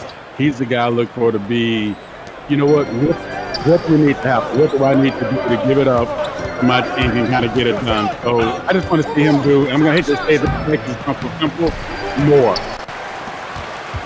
Just a little bit more from him. A little bit more, bitch. Went at the free throw line here, but they couldn't produce any offense on that last possession here. Lonestar still had to put a point up on the board, and we're about 2 minutes into this game. It seems like it's a very defensive, slow-paced game that we're looking at so far here. Yeah, I kind of feel like we're watching like an MLS match where like you got an early goal, and now it's just kicking the ball back and forth, man. This is not their game on any level, right? These guys like the ball in the basket, and I guess somebody forgot to take the lid off it tonight. Yeah, it seems like it's hard for any team to get a bucket there. Post hook shot there is no good, and the drought continues for both of these teams. What do they need? What type of bucket are we looking for to get some sort of points on the board beside a free throw? Well, okay, I'm gonna say this. Everybody's rushing. That was a great 3 right there. Way to put it in for us here with Zane Davis. But everybody needs to stop rushing. It does seem like the game is getting very fast break here, and we do have a timeout on the floor here.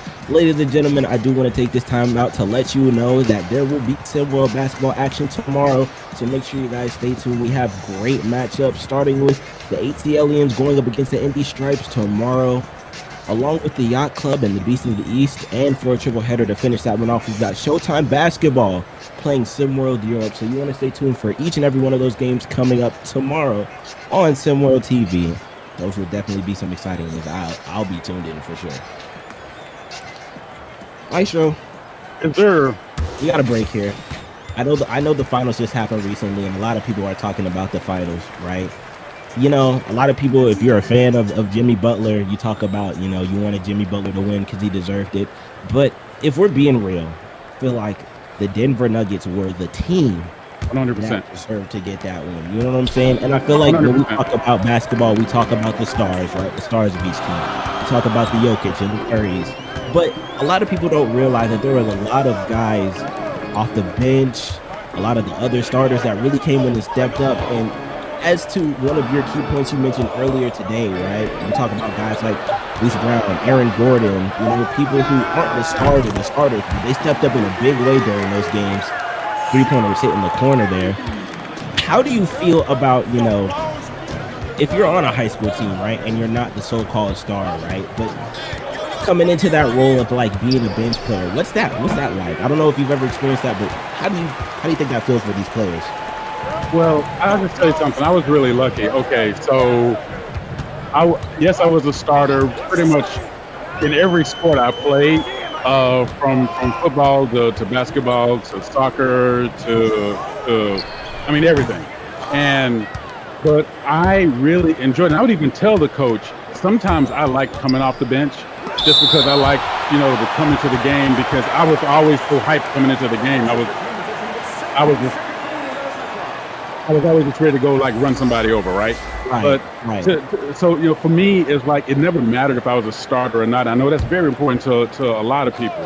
But my thing has always been, when I get into the game, can I make a difference for my team? And it's real simple. It's binary choice, yes or no. Can I do what I need to do so that we can do what we need to do? And it was always about us first. I didn't care if I was starting. I didn't care if I was last off the bench. So if you're coming off the bench, you need to make it count like you're starting. And forget about that process of if I'm starting, if I'm coming off the bench. Make the impact that you make, because there's a lot of guys that do not start, but they still get a D1 signing sheet, and they still go on to have a really, really good college collegiate basketball career. I played with one guy who basically played maybe a total of, I'm going to say this, 30 minutes and 4 years of ball. He ended up going to Duke, and he walked away with 2 rings. So come on, dude. If you can play, you can play. And you have to show that. Don't wait for anybody to give it to you. You have to go take it when you have that opportunity to be out there on the floor. Wise words from Maestro. If you can play, you can play. Well, there was a foul on the floor by number 12, Justin Bell, and that's going to send Jermichael Pitt to the line here for 2. It's a very slow-paced game. We've mentioned that so far, right? Maestro had mentioned earlier that it just seems like the game is a lot forced, a lot rushed sometimes. Maybe this substitution here will change the pace of the game a little bit, but it's been very fast-paced and a lot of shots that just haven't been able to fall for each team. So see how that transfers into the rest of the game. We'll see if the pace changes at any point in time, because of what we're seeing so far. It's a little bit I don't know if the underwhelming is the word, but it's what it seems like. It's just, nobody can get a shot right. Well, I'm gonna say this. I don't know if it's because the Monsters are playing the second of a back-to-back. They played, even though they lost pretty big time as the number 1 team, they lost to a last place team. I want to talk about that later. Here they are, second time around, next night. I don't know if it's a letdown or a get back, or I don't know what's going on, but it just seemed like their head's not here right now. And this is definitely not the game I'm used to seeing from them, for sure. Either side, really. The floater there is up and good for the basketball club here. That's Tyrell Marr with the floater finish. That was nice. Yeah. Hopefully they'll start getting their flow. And again, let's talk about it. Lonestar is coming off of 2 losses. Right. So, here they are losing their way into a 14-5 record. And the Monsters are coming off a loss, sitting at, I think, 13-6. Help me out with that one. I think it's 13-6 now. 13-6.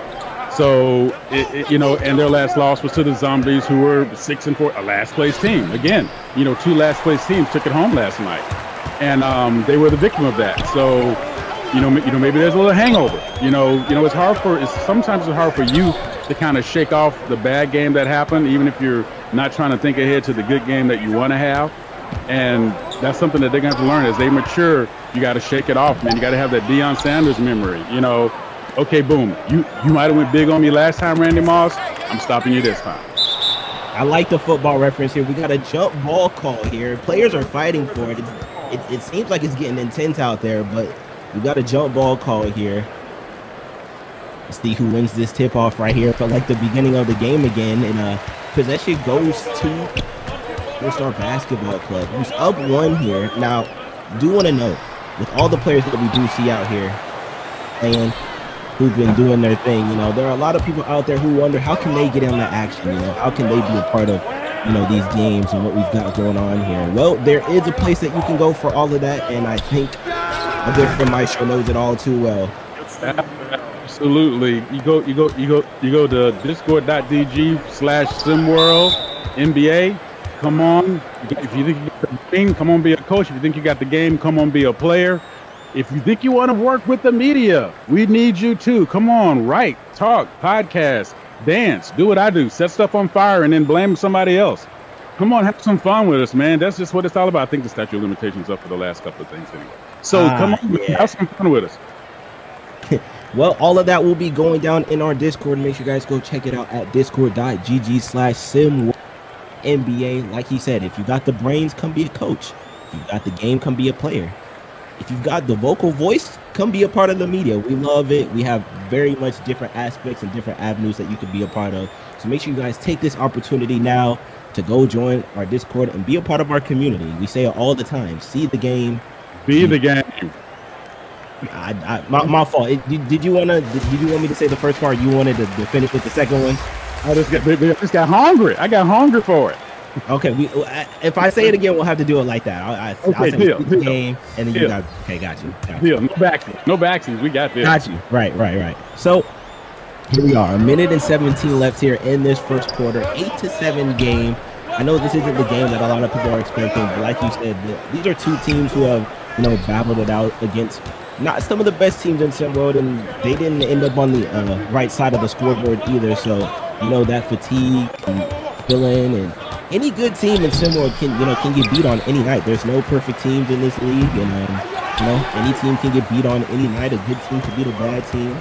And I feel like we're definitely seeing the effects of both teams playing off of those L's right now. It's just very, slow pace, and I don't know if lackluster is the word, but we could say that for lack of a better term. I'll say this, and again, as Big Bob always brings us back to remember that these kids are learning. They're learning the game. They're learning themselves, right? But I'm going to tell you something that every coach, I'm sure, tells every single player. There is one thing you bring to the game every night. Effort. And behind that effort is the willpower to put in that effort. Mentality, yes. Right. No matter how tired you might be, no matter how much your legs might cramp, no matter how much your back might cramp, no matter what else is going on, you have to bring the effort, and it starts with the fire that you set in your mind and your heart to bring it to the table. And there's no excuse not to bring that, no matter if you're making shots or not. Well, we'll see if they have that fire coming into the second quarter of this one. We'll be back. SimWorld presents Around the Table with E and the Fat Man. What's up, everybody? This is Big Bob. And this is Elava. And we are the co-hosts of Around the Table with E and the Fat Man. Around the Table is the SimWorld Hoops podcast where Big Bob and I give our takes on various sports around the world. Make sure to tune in every Sunday at 3 p.m. Eastern Time to hear our takes. And don't forget to join in on the conversation with us on Discord at discord.gg/SimWorldNBA. And make sure to follow us on Twitter and YouTube at SimWorld4K. And as always, see the game, be the game. Later, folks.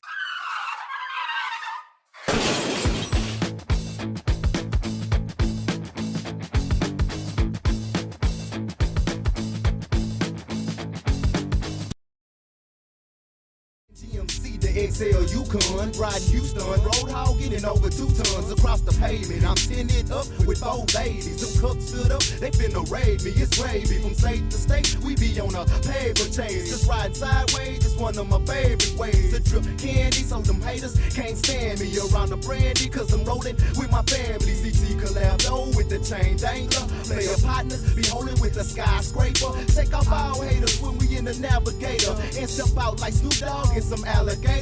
With a 2-piece of money, and I'm trying to get rich. You in the red zone now, don't fumble it. You better be aware who you rumble with. It's that boy CT going hit for hit.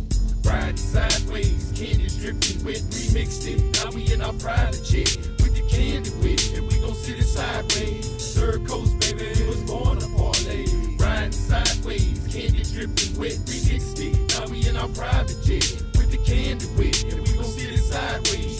Third coast, baby, we was born to parlay. Said I'm sideways riding, I'm gliding, I'm high on life. It's my time in line, and now a nigga shining bright. Fuck a 9 to 5, I just recline on the mind. If you rewind, you find there's no denying I'm tight. Just give me the line. Like Sean Paul and I'll be straight. You see me leaning so hard, it's like I need a V8. I needed a break from toting the hammer. Last week I did a show in the front row of the Copacabana. My lyrics will give a nigga hope in the slammer. Since I'm all about my dough, you ain't gon' blow out my candle. Hope you can handle R-E-double. When I fall off in the club, nothing but love. VIP, no cover, none other. Burn rubber on dubs. Sitting in the Lex Bubba, drinking my cup. Mix my Belvedere with Everclear, cause I'm still a thug.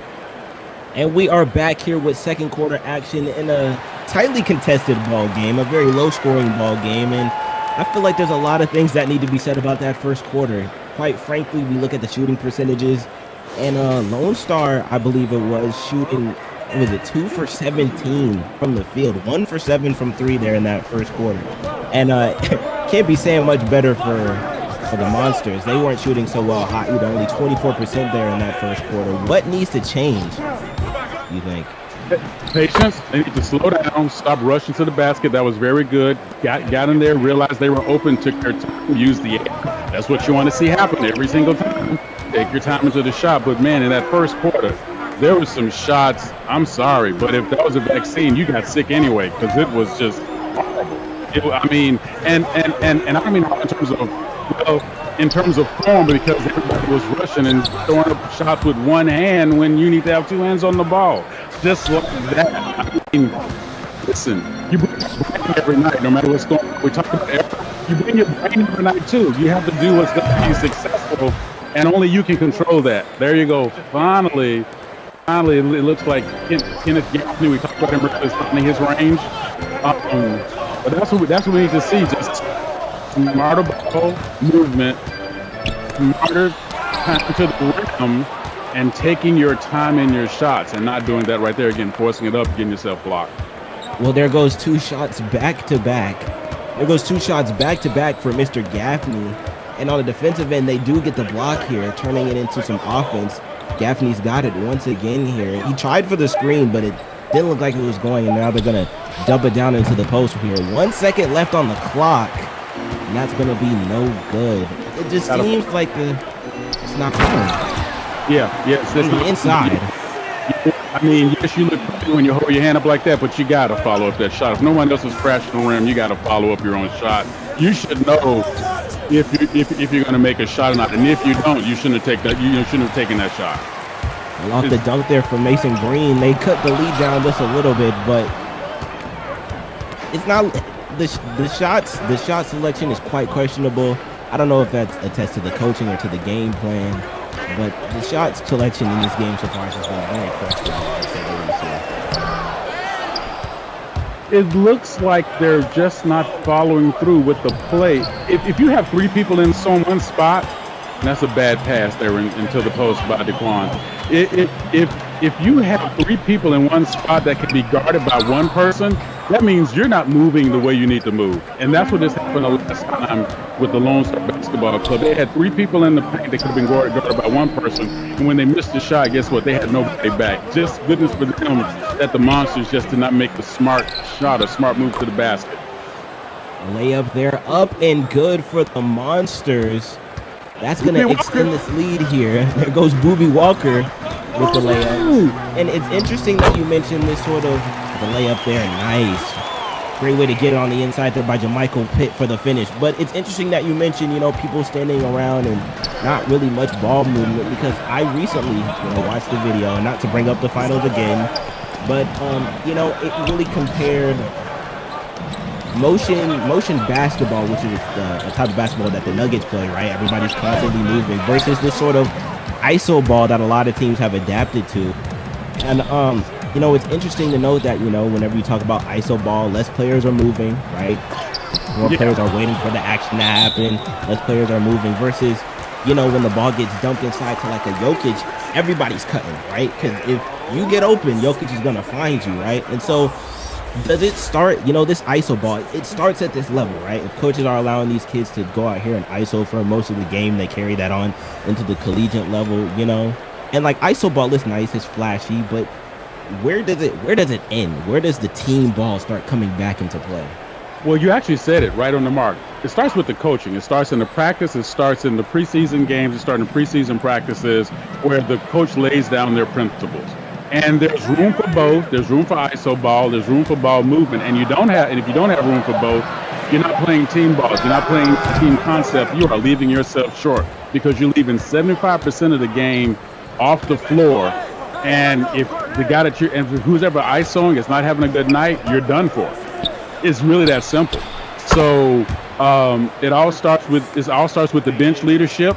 And also starts with the team, the willingness to pass, move away from the ball. A lot of players aren't willing to do that. They just want to wait till they get the ball so they can do their ISO move, so to speak, as you so eloquently said. But you have to be able to move away from the ball to give your man a chance to do what they need to do, as well as, more importantly, be available for them for when they need you. So if you're just going to be like the human clock run outer, if you come down, if a player has a ball more than 7 seconds, they've shot their team in the foot. That's pretty much how it just the bruise, no matter what level you're at. So When you're talking about the guys in the NBA, you're talking about guys who are the top 0.1% of everybody who's playing the game. And if you think you have that game now, I am so sorry, but you are missing out on the entire concept of what it means to be a ball player. Right, and I just feel like, you know, with more and more ISO ball being allowed and sort of these, like, I feel like it, you know, AAU, right? There isn't that much coaching. A lot of the players are kind of going out and doing their own thing, and I think that's where one of the main reasons where it stems from, right? Because I feel like any coach in a high school system that's trying to keep their job is going to, you know, orient more on team ball, whereas AAU is kind of more, a little bit more lackadaisical, you know. It's not really that, I guess, not serious, but like, it's not very structured. Yeah. No, you're right. It didn't used to be, and again, please don't let me sound like the guy yelling at clouds. Great ball movement by Daquan McDougal. We talked about him earlier. He's finally finding his own here. Yes, absolutely. You know, I hate to be that guy yelling at clouds, but the idea of AAU ball, right? It was pretty much the extension of travel ball back in my day. I'm going to say back in my day. Okay, you know, it wasn't black. Yes, we had color TV, so don't think that we were doing everything with a sundial. But you got a coaching staff that might have guys who were assistant coaches at D1 programs that had gotten their certifications to come in and actually coach. So you were getting team concepts and shown team, you know, I mean, no matter where you played at a higher level, from the McDonald's All-Star game to everything else, there were coaching clinics, there was all this other stuff involved that gave you a chance to expand your knowledge of the game. It wasn't like it was when I became a coach first it was for the women's basketball team at my college, and then when I became the assistant and associate head coach for the men's team, and I'm going out to recruit, I started seeing that transition happening to, like, what would you just call that, ISO ball? Really, really different kind of view for me, because I'm looking at guys who were playing this ISO ball, but they did not have the game for ISO ball. But the worst thing that I saw is no one could shoot free throws. No one knew when to make a bounce pass versus a chest pass versus overhand pass. Just those basic fundamentals seem to be disappearing from the game. And again, you see, I hate to say it, you go to the NBA draft now, what is it, 2 rounds? Sometimes it seems like it's 9 rounds too many. There's just not enough guys who have that game to survive at that level. It's very much true, because I feel like it spreads. But for all the people that are watching at home, if you have an interesting viewpoint on, you know, ISO ball versus motion and team basketball, you know, we have various social media outlets where you can be a part of the conversation. Our Instagram, TikTok, Twitter, at SimWorld4K on all of our platforms. Beautiful shot there for the Monstars, who have started to pour it on here a little bit more in this second quarter. But if you want to be a part of the conversation, we do have multiple outlets of social media where you can be a part of it at SimWorld.4K. But Maestro, you were saying? Yeah, I was just saying Justin Bell finding his range. While the Lonestar Basketball Club now got 15, I feel like we should have a timeout to have a mini parade. They have to make 17, but impressive. 3-pointer up there and no good. We're underneath a minute left here in this first half of basketball. The 3 in the corner for the basketball club. That's also no good. Monstars have jumped out to a 10-point lead here in the second while we've been having these conversations, and that's going to extend to 13 there. Monstars pouring it on. Iron Early, like you said, with the shot. Okay. So he's got an itch. He's feeling something. Yeah, he is. And I'm going to ask you, so when is a good shot, when is a bad shot? A good shot is a shot that you can only take at that moment and everything is cleared out. A bad shot is a shot you can take at any given point in the clock. And if you're just throwing up threes, you can get that at any time. That is very much true. The 3 off by Nene Gibson to take this lead back down to 10 here. With 2 seconds left here, the shot is up, but it's no good. And that's going to wrap up the first half of basketball here in Championship Stadium here. We see the Rocky Mountain Monsters up by 10 against the Lonestar Basketball Club. Maestro, what's going on here in this first half? Lone Star needs to slow it down in their brain. They need to actually take their time, get better ball movement, do more off-ball movement, and have more, motion team concept. Rocky Mount just needs to do what they're doing right now because they're going to be able to bring it through as long as Lone Star keeps playing the way they are. Very much. And I just feel like, for both sides, shots got to start falling somehow. Whether you're getting into the basket, you're getting yourself smarter shots, better shots, more open shots. But shots just got to start falling for both teams. But we will see in this second half of basketball if Lone Star can turn it around, or if Rocky Mountain, can keep it going the way that they have in this first half. Second half action coming up after this.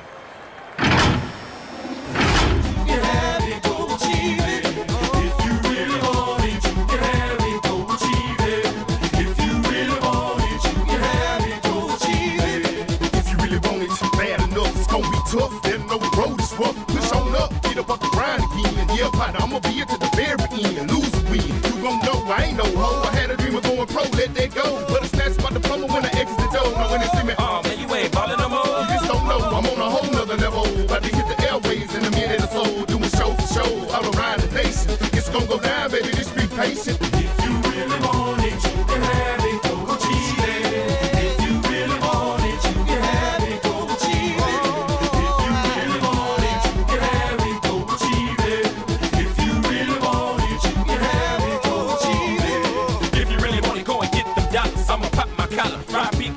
Swipe the Jeep Cherokees, make them holler. My name is KB and I'm the Mac with a flame. Won't stop till I reach the top, keep moving. Since ain't nobody hold me down, faces frown. Cause they thought I fell off hooping. Rebound in this game like Cheryl Shooter. MVP, so ain't nobody stopping me, my destiny. Blow up in this game of rap, finger snap, blood collapse. Screaming my name, bringing the pain. Won't stop till I get it. Meal was split on first class flights overseas. Vietnamese and Japanese currencies. I broke the lead, describe the game. Baby.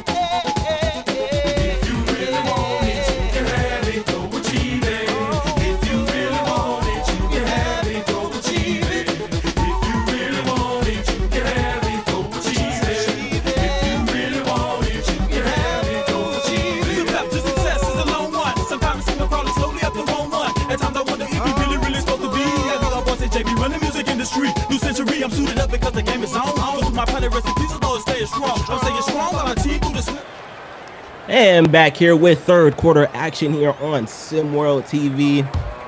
We've seen a first half of basketball very lackluster. Maestro, I will say, if we're looking at the dash, and we're looking at the two numbers on both sides of the dash here, as far as shooting wise for both sides, the numbers are they're quite apart on both sides. I'll say that much. The shooting just hasn't been falling for each side. And quite frankly, this is why the score has been what it is. But the Monsters did make that huge run in the second quarter to bring the lead to 10 here. What needs to change going into this third and final quarter? Well, they just have that kind of that they're Christmas shopping at a garage sale in the hood. I mean, you got to start looking for quality shots. You got to start making quality shots. You said it before the half. You just have to you need to bring the brain to the game from everybody. Play smart ball and work yourself for a good shot. It's a lot easier to score from 2 feet when you're not making any baskets than it is from 30 feet. I mean, just throwing it out there. I don't know. Maybe it's physics. Maybe it's not. I mean, there's got to be more smarter shots taken there. And that's a great start there as the layup is up and good there for the basketball club. They're keeping it within 10, but it doesn't seem like, they got to start sooner or later. They got to start showing on some sort of surge here to try to bring this game back. And can't give up buckets like that one. Out here. I tell you, Daquan McDougal, baby, just choose violence. I always say that to a big man. Just choose violence. It's going to send Daquan McDougal to the line here so that he can complete the and one here. What a finish. He's coming in at 6'9". He's got great moves. He's got really good hands. For a big man, I think he leads the team in assists with over 5 assists a game. And you would think that would be your point guard, but obviously it's not. He's a great passer. And he's only scoring around 9 points a game, and that's definitely going to go up as he learns to use his leverage and his speed. And he has a wicked first step. He just has to put the brain and know when and how to use it. He's going to be something special, man, indeed. Can't wait to watch his career develop as the basketball club here gets another bucket. Like I said, they've been keeping it to within that 10 to 11 range, but defensively they need to get some stops and try to go on a surge here, especially huge in this third quarter if they're going to have an opportunity to come back in this one. Can I say something? And you're right on when you said 10 to 11 range, and usually that 10-point range and a great move in the paint there. You know that usually the 10 to 11 range feels like a 2 or 3 possession game. The way Lonestar is playing, I don't mean to be rude, but it feels like it feels like a point of possession for them, like a 10-point. A 10-point game feels like a 10-possession game. The way they're shooting and making bad decisions like that. Great steal, by the way. Justin Bell with the bucket and getting the steal, and on the inside with the grown man's finish, Daquan McDougal. That's what you feel like when you eat sushi that you got from Goodwill. Sushi from Goodwill? I might be questioning that one there, but that shot was also questionable, but it went down there. That's not normal. Okay, I trust you. Yeah, I don't think Goodwill sells food.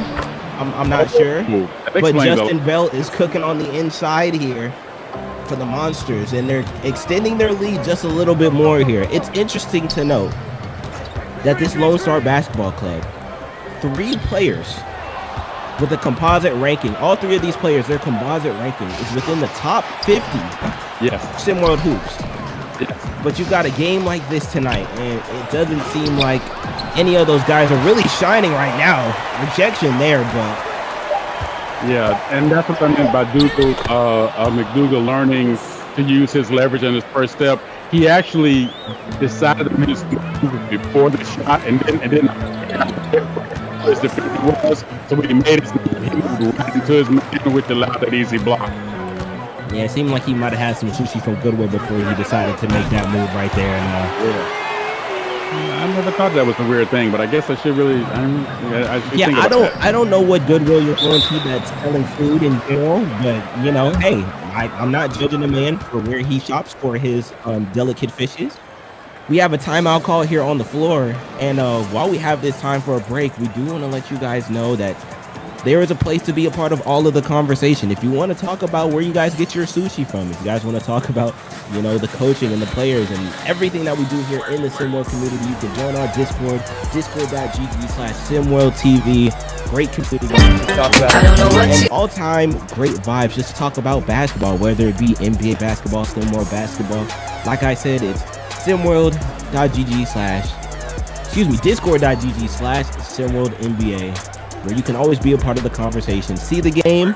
See the game. There it is. There it is. I like that. There it is. I'll be your hype man all day, baby. Always. Well, the lead is starting to grow, as we can obviously see. Third quarter, 4:07 left. What's LBC? What if you're the coach, right? If you're the coach, if you are Evan Adkins right now, looking at that huddle, looking at those players, what are you telling your players right now? What's the conversation going on? I'm saying, okay, they don't even have a coach, so why should I even have to say this right now? Play defense, give me some stops, get in front of the ball, slow them down, and make it count by taking a smart shot on the other side. You have to play every game as 2 possessions as 1 possession at this particular point. We need a stop and a bucket. Stop and a bucket. Make them make bad choices by being in their way. And, oh, by the way, not closing out on a guy who's been hitting threes all night like it's Halloween candy. Come on, man. Somebody's got to get up on him there. This is almost getting to a 20-point here for the Lonestar. Not what people expected. I know a lot of people expected this to be a close game, but with the way that it's been going down, it's not looking like that.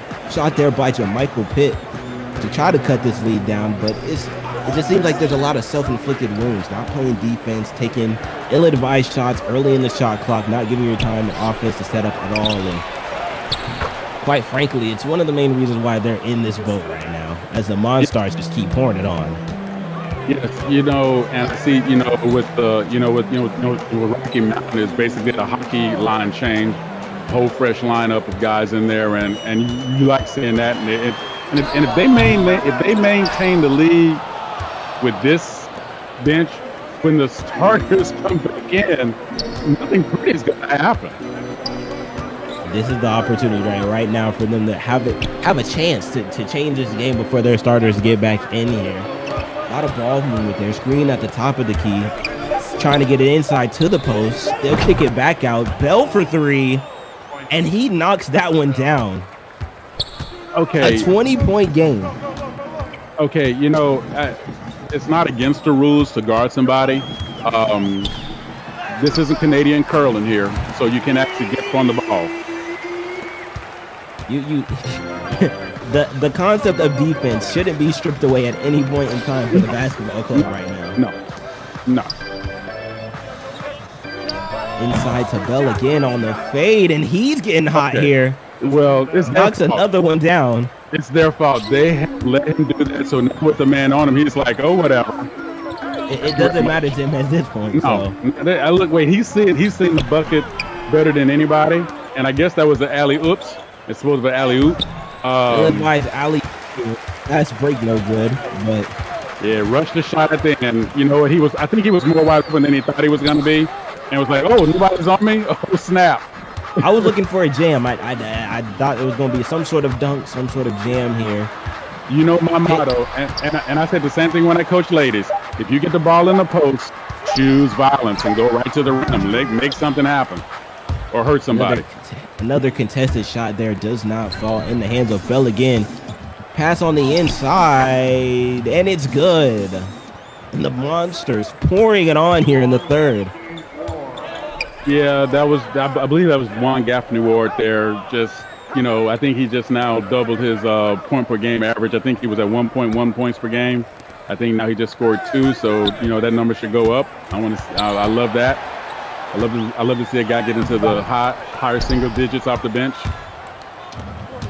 You did mention earlier that the bench was going to be the key, in this one. How well the benches perform. Still there for the basketball club and something good coming out of it. But you did mention earlier that, with the bench performing the way that they have at the shot contested layup, they're up and good. But the bench for the Monsters has really stepped up in this game, Extended the lead. What you want to see. Okay, maintain or extend. That's what you want to see from your bench players. Maintain or extend. And that's why I'm going to tell you. I mean, man, so many times I went a no-look pass into a bucket that was but that wasn't exactly a Kareem Abdul-Jabbar sky hook. That was more like a sky. It was a sky fade hook. Okay. Faded away. A sky fade hook. I kind of like that one. Okay, because I was going to say something else not appropriate for TV. But yeah, I like it. I like where your head's at, kid. 4 seconds left here in this third quarter. The shot is up, and that's going to do it for the third quarter of action here. The Monsters up by 18 going into this fourth quarter. And Lone Star's got to figure it out soon to see if they have a chance to come back in this one. And will come back in this one.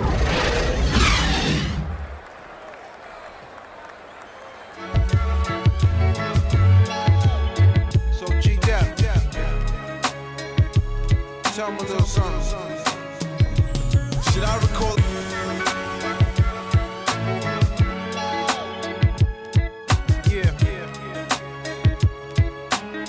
Y'all know how I go down, right?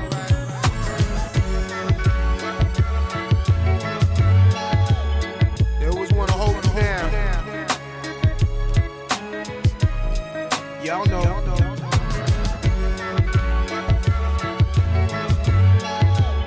So G-Dep,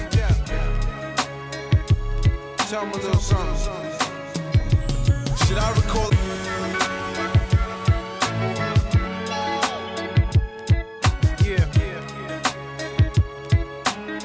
Y'all know how I go down, right?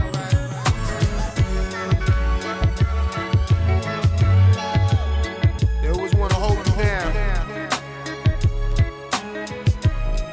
Y'all know.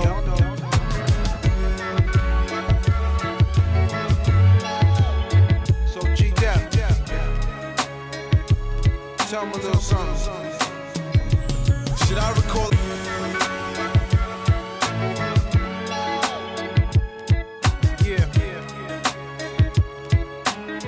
Y'all know how I go down, right?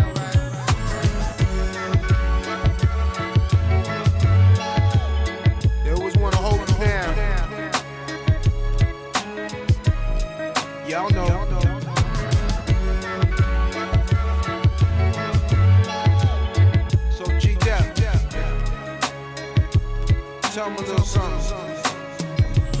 Should I recall?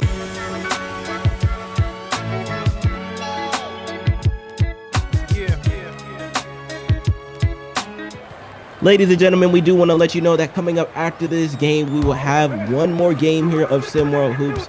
Make sure you stay tuned for that. But first off, we will have a post up beforehand.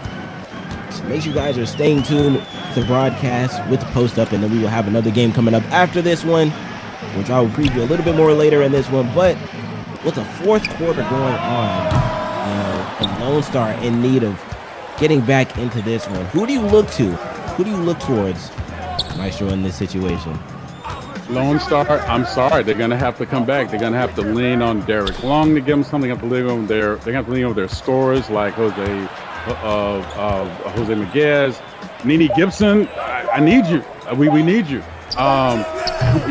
They need those guys to start filling up the bucket. Meanwhile, on the other side, they got to find a way to stop Justin Bell, man. He's already over his average for the season with everything. 15 points, 6 rebounds, 3 assists. He's a block away from being a dirty. And, I think he had I know he's got at least 2 steals. I missed that one, but 4 steals. That's right. That 4 steals. Thank you, producer in the booth. He's playing the game. Somebody maybe get in front of him. Maybe slow him down. Just throwing it out there. A suggestion. I'll put it on the Christmas card too if it'll help. Well, right now he's not on the floor, so basketball doesn't have to worry about him as much right now because he's not on the floor. But he'll still knock down a 3 from the bench. He will. He's just one of those guys. He's having that sort of night. He'll you see him over there with the towel on his neck. He'll knock down a 3 somehow. But basketball club showing a little bit of life here on that layup, cutting the lead down. Not significant, but they're starting to chip away at it a little bit. So we'll see how this fourth quarter goes here. The Monsters have no reason to take a shot with more than 5 seconds left on the shot clock. Great ball movement here. Yes, it is. And when they do that, good things happen. Now's your shot. 3-pointers up, and it's good. The ball movement leads to the bucket by Zane Davis. Wow. I mean, you talk about a team that's just that right now is putting it all together.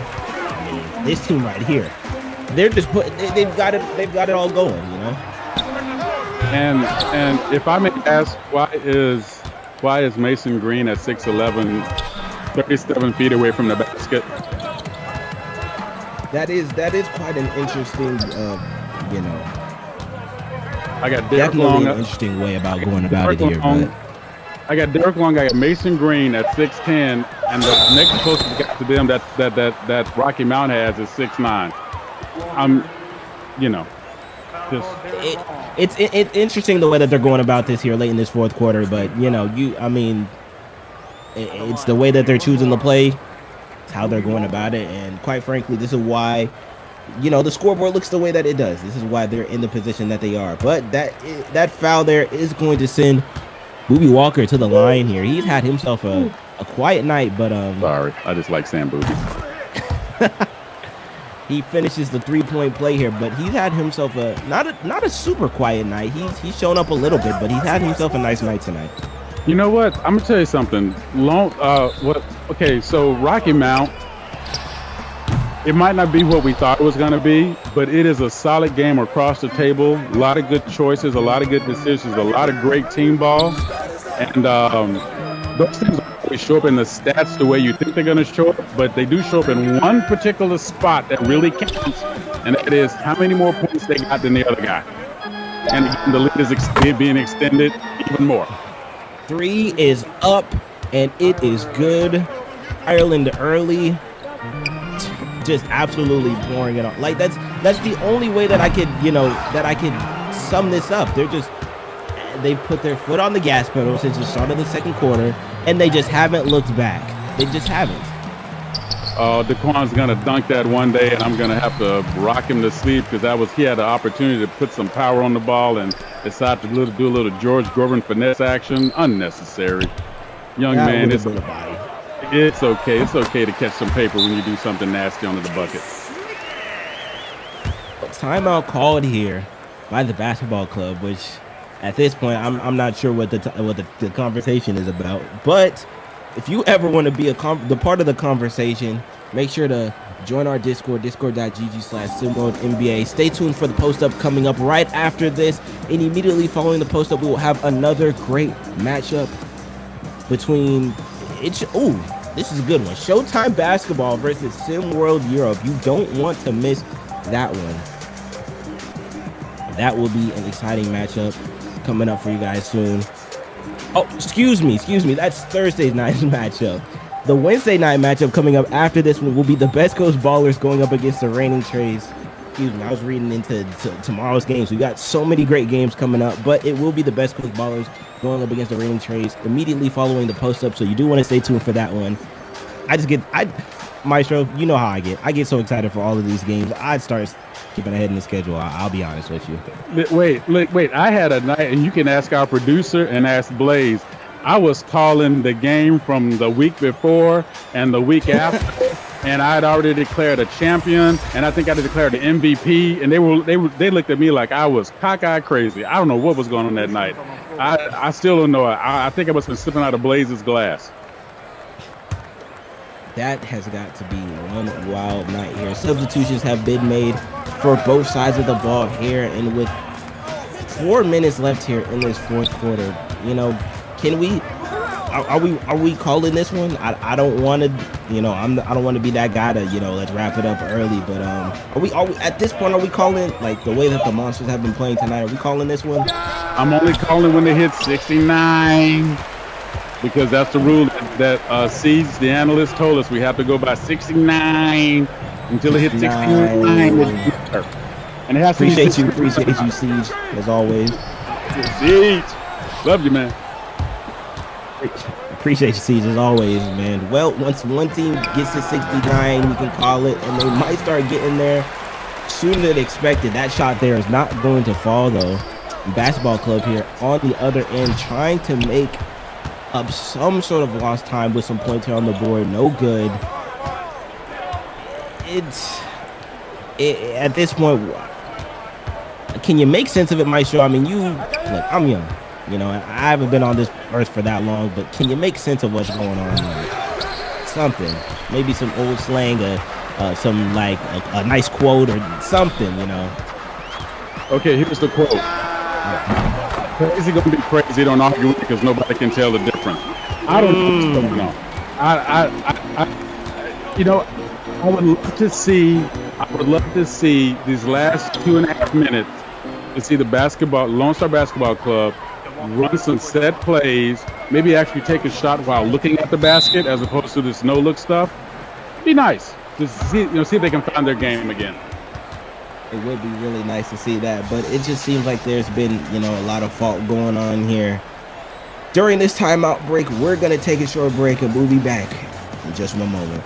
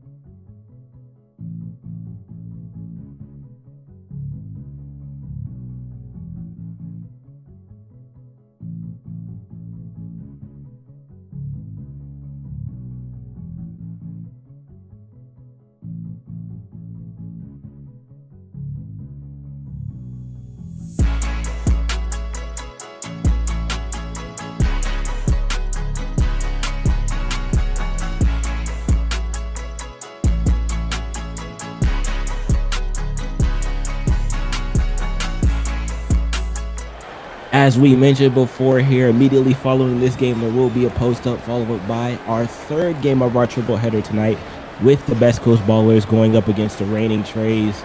That should be a good one, so you definitely do want to stay tuned for that one, but don't go anywhere because y'all don't want to miss this post-up. This one should be good. They'll definitely be breaking down what happened in this game, going on to the next game, and everything you need to know around the world in the Sim World community. Well, There it is, Maestro. I was just about to bring it up, but I guess the production beat me to it. The player of the game. Who you got? You know what? I'm gonna have to go with Justin Bell. He's did some of everything tonight. You know, it's a block away from being a dirty. You know how I feel about that. But he's just done everything he needs to do when he needs to do it. He's the one who was the catalyst for this team. He got him started, got him going, and he kept it going all night. So if he doesn't, you know, which do not see him on the floor now, but if he doesn't get that block, are we still giving him the dirty stat line, or is it baby, not in contention yet? No. I'm just wondering. You gotta earn it. I'm just asking. You gotta earn it. The way that he's been playing, it's been great. Unfortunately, fortunately, he gets the player of the game. Unfortunately, he doesn't get the dirty player of the game. But you know, I think we should start separating that. We should have a player of the game, and then we should have a dirty player of the game. I definitely agree with that. So I can tell you, I've gone through every game. I've gone through every game of this season and checked out every stat line. Right. And there was 146 dirty games so far this season, but there were nearly 85 players who were one stat shy in a column of being a dirty. And then I stopped counting at 200 that were short by 2 stats. You gotta earn it, baby. It's close, but that definitely has to hurt here. Well, 45 seconds left on this clock, and if nothing crazy happens, right? Because we've seen a lot of crazy stuff happen with the game of basketball, but this should hold up. The Monsters are going to be taking the victory in this one. The Monsters, after coming off that tough road loss, they will be extending their lead, extending their record to 14-6. And Lonestar Basketball Club will be falling to 14-6. It's been a tough night for the Monsters. Hopefully after this one they can regroup, kind of figure out what's going on here. Excuse me, it's been a rough night for the basketball club. Hopefully they can regroup and try to get things back together. But with 6 seconds left here, that should basically do it. Unfortunately, we didn't reach 69. Yeah. With the final buzzer sounding, the Monsters come in and take the victory in this one. As we said, stay tuned for the post-up immediately following this, followed by our third game of our triple header tonight. It's been LOB and my illustrious co-host, Maestro, the man himself. And we'll see you next time on SimWorld TV. See the game. Be the game.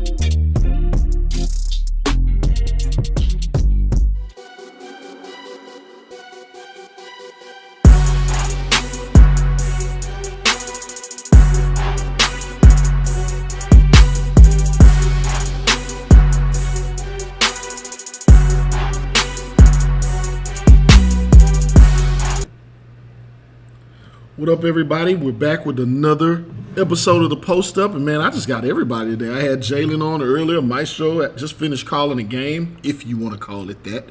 Just finished calling a game. I got him in here in the booth. Maestro, shots fired. Hey man, we're not gonna take a whole lot of time breaking down what we saw. Did let me down. Best part of the game was that is a magnificent stadium that Doug Dobbins threw all of his dollars into for some 15, 16, 17-year-old kids at the prep level. I'm kudos to him for spending them kind of dollars. I know there's some other concerts and some things going on, but you know what went on tonight was it felt kind of like bull riding or a monster truck or something, because Lone Star basketball got smashed. They got crushed. Yeah. What happened? Yeah. What happened, man? Well, I don't know if it's because they were coming off a loss. I don't know if it's coming off for back to back. I don't know. It was not their game tonight. Oh, by the way, rushing every shot. But what I don't understand in the totality of it all, that they led in time of possession. They led in time of possession and still lost by more than 20 points, which tells me the times you had the ball, you made a lot of bad choices. And that's what it seemed to be. There were just bad shots. There were bad passes. It was just, this wasn't a Lone Star. I don't think I've ever seen them play this poorly all season. And it was just surprising. Like, it was almost as if their bodies were on the court, but their brains were not. Just a lot of bad decisions that got compounded to the point where it was like, okay, now you're down by 20, and the reserves are in, by the way, for Rocky Mount, that are just taking the game out of reach. Well, look, I'm also say this, and it may sound like a hot take or whatever, but Lone Star basketball, for as great as their record's been, for as much as we've had to say about Jace McGiz, Nene Gibson, Derek Long, their big three, I think somebody hit on it earlier today, maybe yesterday. If you stop either one of those two guys, Jace McGiz and Nene Gibson, or they go cold, this is the result. This is the possible result. They looked really bad, didn't they? They shot around somewhere in the vicinity of 30% because nobody else could go get a bucket. Defensively, they're still going to get it done in some regards, and they did. But when they can't score, they can't score. You know who they reminded. You know what this game looked like? It looked like watching. It looked like watching the Boston Celtics before they got bounced out of the playoffs. When you see Jaylen Brown and Jason Tatum get locked up, and it's like, now what? Right. You know what? Oh, that is a beautiful. Oh man, that's sublime. Mwah. That was a sublime point that you brought up. Hey man, you keep your lips. You keep your lips over there, Maestro. Hey, too late. No backsies. That whole idea of what you just brought out. When I stopped counting at 10 plays where one person from Rocky Mount could guard three people from Lone Star. And I said, I'm not counting anymore because they're just standing around, and that's what's going to happen. So you end up having the possession leading in possession by over a minute, and end up losing by nearly 30 points. Come on, dude, not a good day. Maestro, let's hop over to the other side real quick. Justin Bell had an absolute look. Everyone started to get ready to ride the Bell train. Everybody was trying to take Grand Central Station. They was trying to hop on Bell Station and say, hey, man, this guy really is the truth. And right when all that pressure was put on him and everyone had all of those wonderful things to say, he laid an egg the other night and played abysmally. But at what is he, 16, 17? How old is this kid? I don't know, young. I don't have his age in front of me at the moment. His bounce back, his ability to bounce back from that game and have the game he had tonight, he didn't light it up. I know everybody's looking for, a million points, but 15 points, efficient shooting, six boards, 3 assists, four steals. What do you think this guy's future and his ceiling is? I'm talking about beyond SimWorld Hoops, SimWorld Prep level. What do you think the potential is for a 6'7" guy with all of this in his bag? That's a including no pun intended. character, which he showed today. By the way, no pun intended. Thank you for the tee up and the layup on that one. 17-year-old kid able to come out there after a bad game and just be a rock. Both teams were struggling at the start. He was the one that took the lid off the basket. He was the one that still insisted on getting his team into the game. There was a lot of times where he could have taken a shot early in the play. What did he do? He passed it. He moved the ball around. If this was hockey, he would probably have 12 assists because, you know, at least 2 people get assists on a play in hockey, right? He was what he needed to be and how he needed to be it.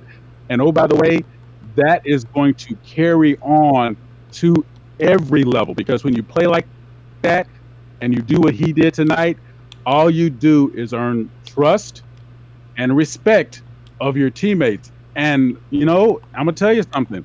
I quite frankly forgot about the bad game that he had, watching him come out there the night and keep that heartbeat so slow as he kept the game moving. When no one else could make a shot, he started it. And then he kept doing what he did, and he made sure that his teammates did the same. And oh, by the way, guess what he did? He played defense too, Yales.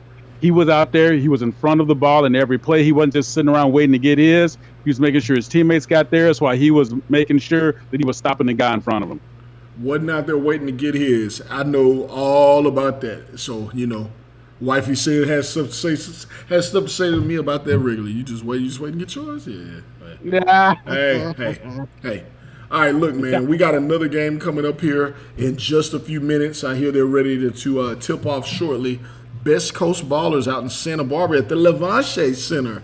Going to be hosting Rain and Trays. We just finished seeing Rain and Trays get it done. Or, excuse me, they did not get it done, but Jafet Towns balled out last night. I think he put up something like 30-something, whatever it was. He went crazy. Right. And he's going up against someone who just finished putting up 37. These are 2 top-tier guys. I think they're going to be going head-to-head, and I'm talking about Lace Darius, LDO Outlaw.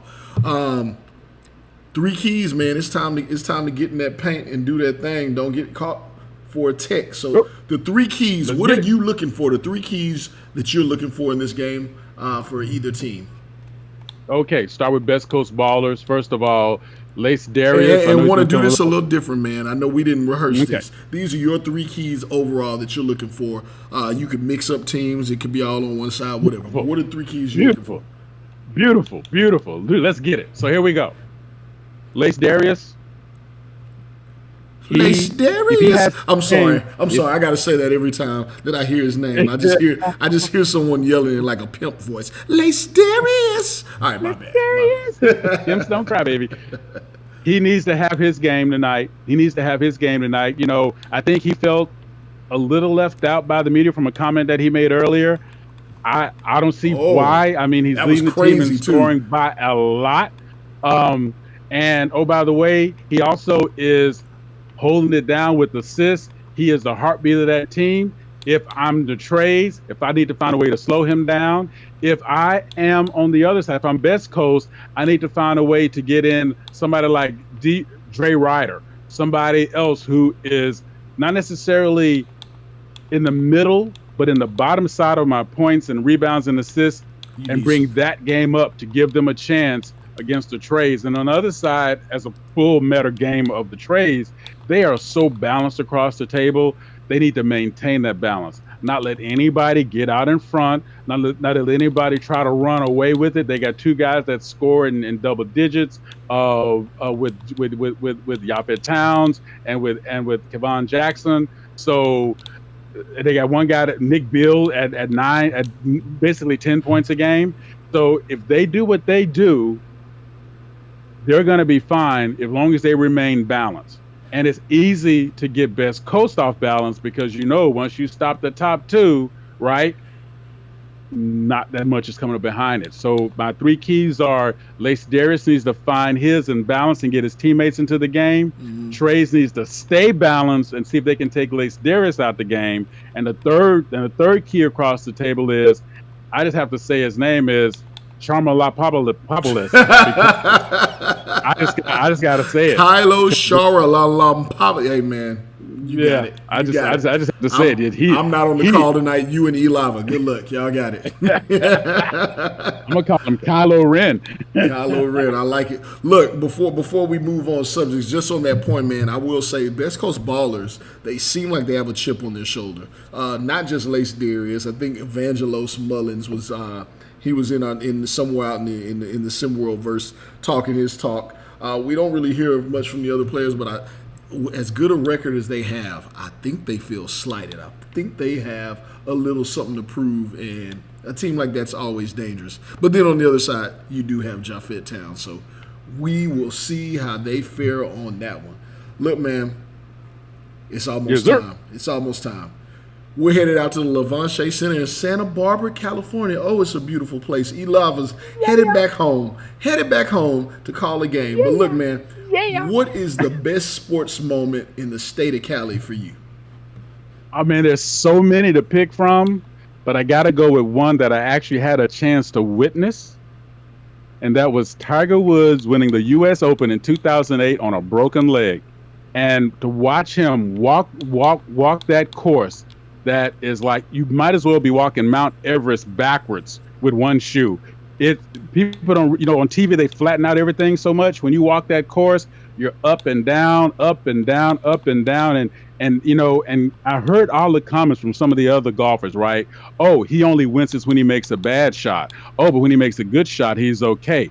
And all those kind of comments, and you could tell he was hurting, but he came back. That great putt and hole 72, had to come back and do a 18-hole playoff that turned into a 19-hole playoff on Monday. And then when he goes into the doctor, he gets the x-ray, the leg was actually broken.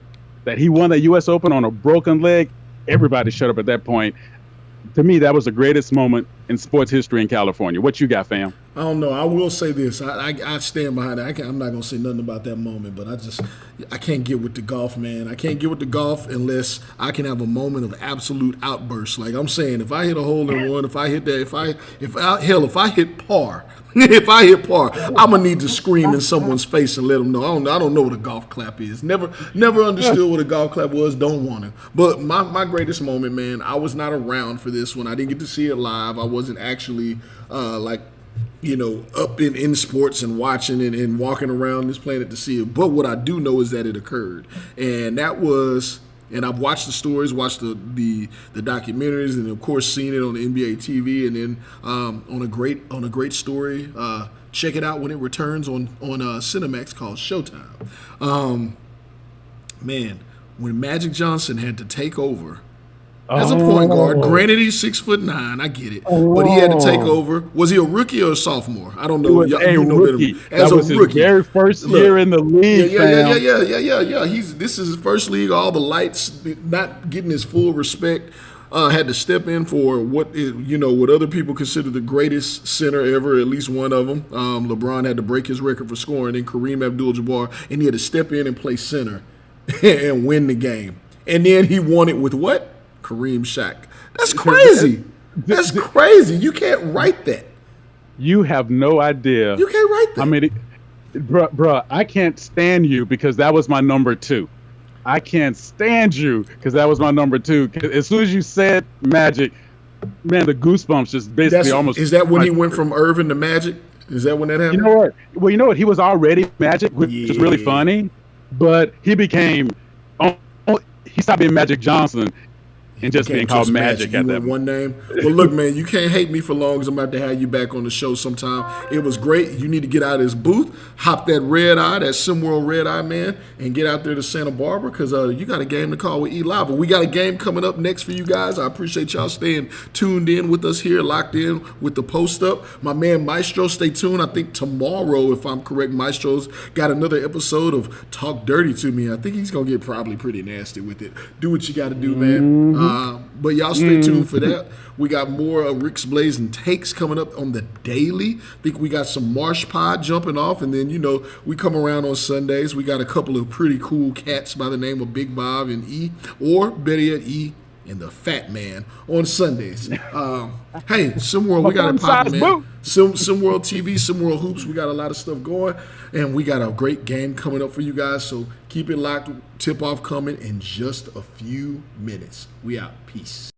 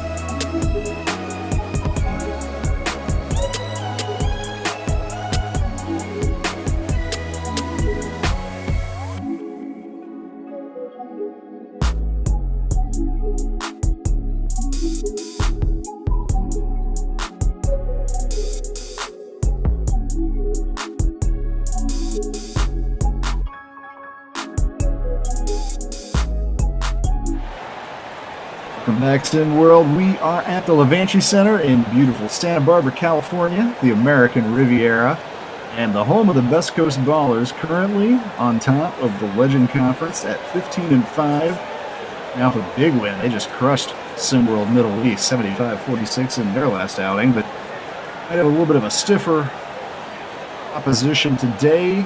Reigning Trays come down from great state of Washington, but they're at 10-10 now, having lost 3 in a row. But any team led by Jafet Towns and Vaughn the Dunk God Jackson, always dangerous.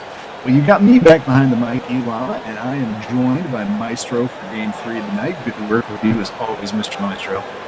Always, fam. Always great to see you, man.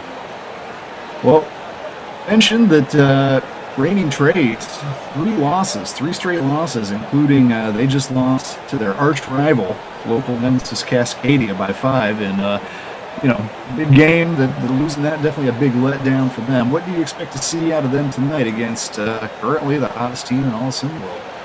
I gotta tell you, I'm worried because they have 4 games in a row, and so this is number 2 with 2 more to go. And after coming off of that loss, I'm kind of worried, and actually, I don't mean to plug myself. Watch yourself now. I'll talk about that in my podcast. It's coming out tomorrow about them having 4 games in a row, coming off of losses. Man, it can go downhill fast, and I hope it doesn't happen. But I would just like to see them in the game and give themselves a chance to play their balanced ball. Well, Best Coast in their home gold uniforms control the tip. Mysterious Outlaw finds a wide open Renee Newman to start things off. And that's the kind of start, the kind of comment that those two are looking to start to show their presence in this game, announce their presence with authority early. Braylon Sherwood can get the outside jumper to go at the start. Oh, Angelos Mullins will come back up with the ball after having it poked away by Nick Beal. Mullins going to try a 3. That's really not his game. And you see why there. I'm going to take the 5th on that. Yeah, that's usually a good policy. Well, Jafet Towns, that is his game right there. The number 8 overall ranked player in SimWorld couldn't get the shot to go, and quickly up the other end, West Coast Ballers, Mullins, 6'7", 235-pounder. Braves need to find a way to slow it down. They need to slow it down and find a way to take a calm shot, get it easy to take the lid off the bucket and get it started. There's a nice move by their 7-footer, 7'1" actually, Jason Crosser. The Iceman Gervin action there. Next time I hope he chooses balance and like Terra ligament as he brings down the rim, but I'll take that. Crosser known for his passing ability. Let's see what the score there. Oh, Lonestar lost the ball, but luckily it ended up in the hands of teammate on that one. Lonestar is going to take the shot as the shot clock winds down and nails it. He brought it. Maestro, Lonestar has been getting some mention and some love for a potential Player of the Year candidate. Just saw Trey Turner earlier tonight turn in a fantastic performance, but the LVO doesn't want to get left in the dust by Trey or Bronny or any of the rest of the kids at the top. Well, it's funny because his method of motivation, feeling as though the media's kind of left him out. And when I heard the comment, I was a little surprised. I'm thinking to myself, first of all, I've never heard a single negative word about him in terms of not being one of the top players in SimWorld Hoop, including talking about his ranking, I believe currently at 6 or somewhere in there. That is correct. He is the 6th. Okay, so, that ranking not even being, appropriate because a lot of people felt like it should be a lot lower. So, his comment about the media haters, I'm like, okay, whatever you got to do for yourself, but just know that that's not how it's coming across from somebody. You know me, I cheer for everybody anyway, and I love his game 100%, and those his hands again, getting that still, it's showing you what he can do. Boom, that Jafet Towns. Oh, man, they're going to bring it to the other numbers. That's the other number 7 out there on the court going at each other. Exactly. That gets it, but LDO with the answer right back. But no, like you're saying, Maestro, whatever you have to do to motivate yourself. Yeah. Like the Michael Jordan and the Bradford Smith story. Oh, I know, right? Do you know that one? Yep. Yeah. I'm sure, I figured you did, but the quick summary for everybody listening in is Michael Jordan once decided to get incensed and basically torched alive a young, good player by the name of Bradford Smith. And the reason why he did so, he told everybody, is because Bradford told him, "Good game, Mike," after Smith had a good game against him once. Gordon later on admitted that even that thin excuse was made up. He didn't even say that. Yeah. And you know what? Some guys have to do it. I still see Tom Brady going down and chasing down some poor cornerback who called him old and he can't throw it the way he used to be able to throw it. Yeah, I love this violence tonight. A lot of rim rattling. Somebody Terra look to make me feel good. You're talking about throwing, and we saw Travion Sherwood and then Evangelos Mullins both scrape some paint off the rim. I just, you know what, E, I gotta tell you, I still hear, they are balling out tonight. I tell you right there, man, they are getting it done. Nick Bill playing his game. I still hear Sister Mary's voice, man, back in elementary school ball. I remember her, because I played with this guy that was basically 7 cans short of a 6-pack, and I remember her pulling him aside and saying, "Listen, if you got to make up motivation, maybe you don't have enough brain cells to be in the human race." And I just remember that, like, wow. I mean, here we are in the 5th grade hearing that, right? And so when I got older, I asked her what that meant. She says, "You know what? If you have to make up motivation, then obviously your game isn't what it needs to be to just be better than the person in front of you, because ultimately that's what it comes down to." And I just remembered that, and I just always followed that, and and I'm gonna say I agree with it. So, but some people need to make up that motivation, and I ain't mad at them. Well, as we watch LDO back McBeal down, couldn't get the layup that time. I was gonna say it seems to be working for Outlaw so far, but not on that attempt. Oh, Jackson with the attack. On Jackson, known for his rim rattling dunks, but nice little layup. He didn't have the leverage at 6'4". You know, at 6'4", going against the play that was 6'7", that was really smart. He decided not to force it to the rim. Mullins is doing nothing but dunking tonight, man. One of the strongest players in the SimWorld game.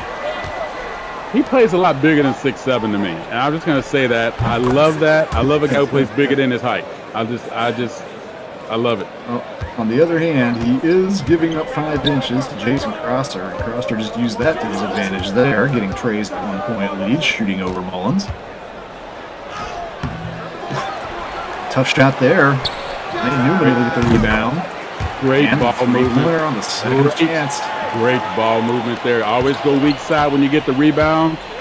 You see more jerseys on one side, you know your man should be on the other side. He started to pass even before he looked.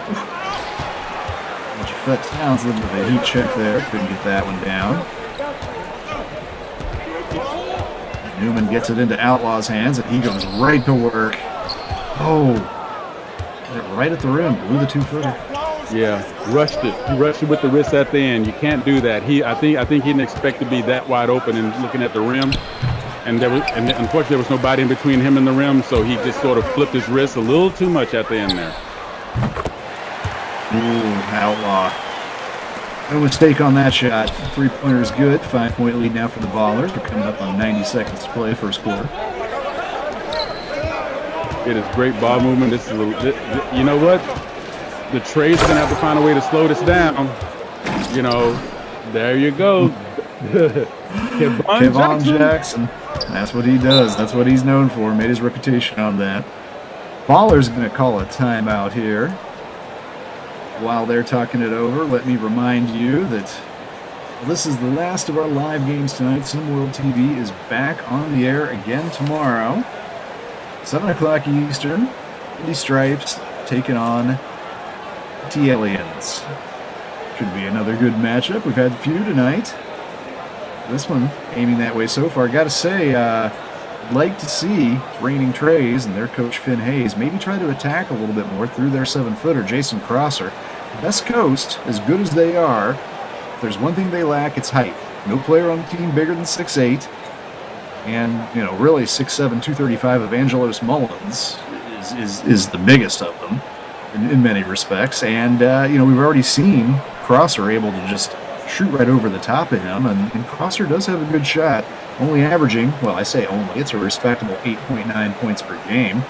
4th highest on this team, but I wouldn't mind seeing him be a little bit more of the focus of the offense tonight. You know me. I like a big man in the paint. I just like a big man down big low. Man game, yes, sir. Yeah, you know what? If I got that, I'm gonna make you have to go get a small battalion and maybe some attack drones to get me out of there, because I'm gonna live in there so much. I'm gonna start getting my mail. Just make me stop. I dare you, make me stop. And the way he handles the ball, his hands should be a guaranteed 10 points, 20 points in the paint every night. That's the matchup we want to see, 7-on-7, so to speak. Austin Aaron there with the slam, left-handed jam. With a left-handed jam in the paint, that's what you want to see, that kind of game. And the reigning Trays bringing it back up, pushing the ball, rush the shot just a little bit. Nice steal, Wade, bucket for 2. That's how you make it count. Get the ball back, change the possession, get a bucket. There it is. That's what I wanted. Jason Crosser using that height advantage right there. And again, those great hands at work.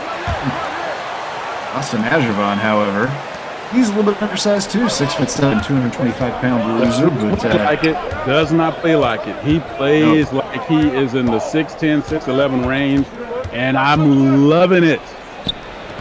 Wow, look at Jafet Towns. Everything but the finish on that move. We're gonna see a lot of we see a lot of NFL minicamp tonight. 7-on-7 action there. I'm loving it. Xavier Bryant with the interception. Talking football for a minute. And Towns and Crosser with a 1-2 game. And Crosser, he had a great chance. Second opportunity won't go either. End of the quarter. Best Coast up by 5.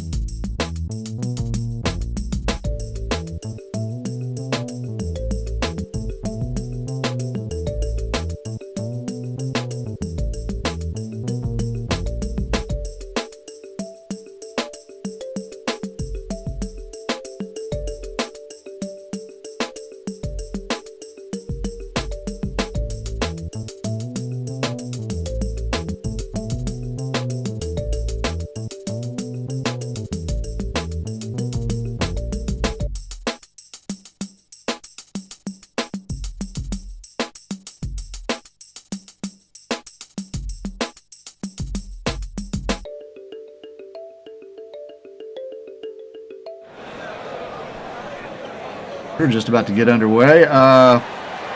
Tell you what, Maestro, that first quarter, that was fun. That was like a little bit of a dunk contest there. Absolutely. It was great to see. It's great to see the Trays be able to hang in there with this tempo. I don't know if they can maintain it all game, but it'd be great to see if they definitely can. And I just, again, want to see Crosser. Just give me some more big man in the paint, baby. Give me some more big man in the paint. Hey, you almost got your wish there, but he actually finds a teammate. That was a nice pass. Good decision by Crosser. He has such great handball skills. I mean, once he learns to use his leverage, that is his height and his hands. I mean, there are too many great big men. He can go study to learn their moves, learn how they do what they do. From everywhere from like our producer's favorite. You know who that is?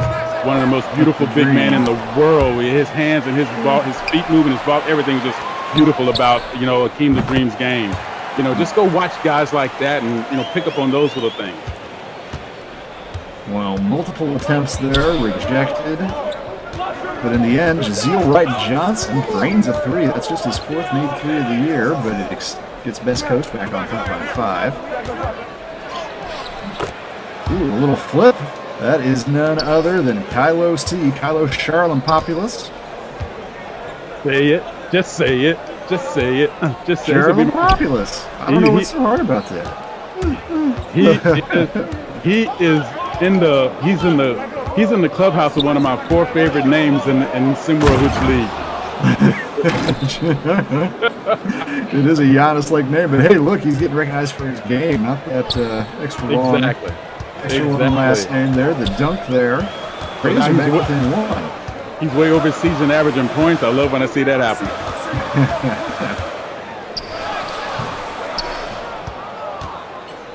so Wilton once again tries to. He tried to follow through with it. Like I say, it's good to see. It's a lot of great ball movement. The Trays are kicking the ball out, making some smart shots. These to follow up inside the paint a little bit and give us some more rebounds as the ball is brought up there by Trayvon Sherwood. Calls it out. There's another 3. There we go. It looks like they're finding their way here across the table between Best Coast at 32, Reigning Trays at 28 here at a timeout.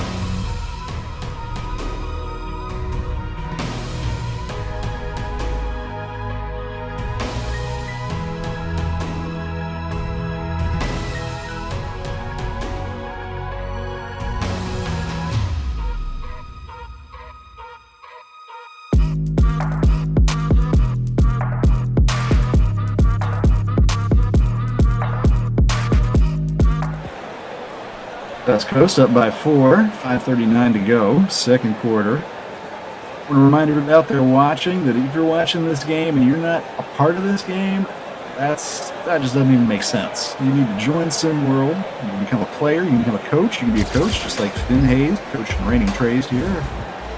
Aaron Murray in charge of Best Coast Ballers, or take on the role of one of these young big basketball stars. Two-possession game, and they will. Plays Darius Outlaw and Devon Jackson. Touchdowns.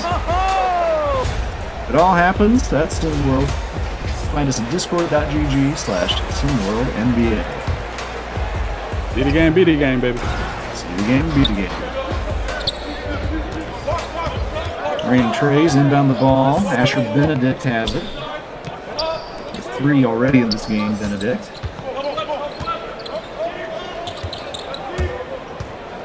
So the screen from Xavier Bryant. Pass it out for a 3. Won't go there for Bentley Watson the third. Oh, nice dish. Great finish. Hugh Huber finding Austin Ashdovan on that one.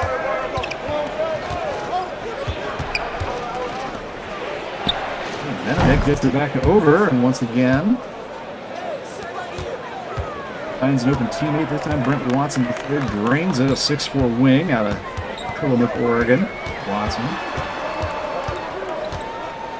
Lace Darris going to make some points tonight. Lace Darris going to make his statement all night tonight. He's in an all-around game, 10 points now, but he also has 6 assists. Shouldn't be too surprised at that. I mean, he leads this team in assists, but on a double-double and then some is Xavier Bryant. Weapon X, as he goes by, gets a bucket there. Cuts the lead to 3. Did you ever give yourself a nickname, Elava? I've tried. They usually don't stick. I've tried. They usually don't stick because Outlaw continues to go off. But no, it's a very difficult trick to give yourself a nickname and have people kind of run with it. At one point years ago, and I think actually knowing your background and musical taste, you'll appreciate this. But I tried to give myself the nickname Smooth Jazz, which I think is a cool nickname, but it didn't. Yes, it is. It didn't take. Well, look, if I was in your life, I'd have made it take. I'm just gonna say that right now. Because it's good, right? People just call me SJ for short or whatever. It's you, man. Is it? Look, that's why I call you Elava the Voice. That's right. Smooth Jazz. I'm all and I'm oats in one body. There you go. I love it. Yeah. I've only had 3 nicknames, one of which I can't say on the air. But I was called Slim first. My first nickname was called Slim because I was so short and not slim. And then I was called Stinky because they found out my teammates found out I showered 4 times a day, so they nicknamed me Stinky. Another nickname I can't say on the air, but let's just say that I'm glad I don't know those guys anymore. Jumper, Kevon Jackson. Well, we don't think about him as an outside shooter, but he is nailing 59% of his shots so far this year, and he brings the Trays back within 5. Ballers have been in front most of the way, but Trey's not going anywhere. Nope. And Trey's are meant to stay in. A lot of people wondering, especially me. A game last night, game tonight, game tomorrow, game after that. 4 games in a row. This is that season where you get tested, and you have to be ready every night, no matter what your legs feel like, no matter what your arms feel like. Your brain's got to be in there. Huber playing tight defense on Towns, and he intercepts the pass. Great D-back position by Huber. Mark play hands up all the way. Ray Ryder almost lost it. Instead, he finds a teammate. He's going to get an assist out of it as the 3 rattles home. You'd love to see this ball movement. They've been consistent across the table. The game is awfully alive. This was darn near the final score of the last game. Just joking. Not much. Not much. Oh, here goes Kevon.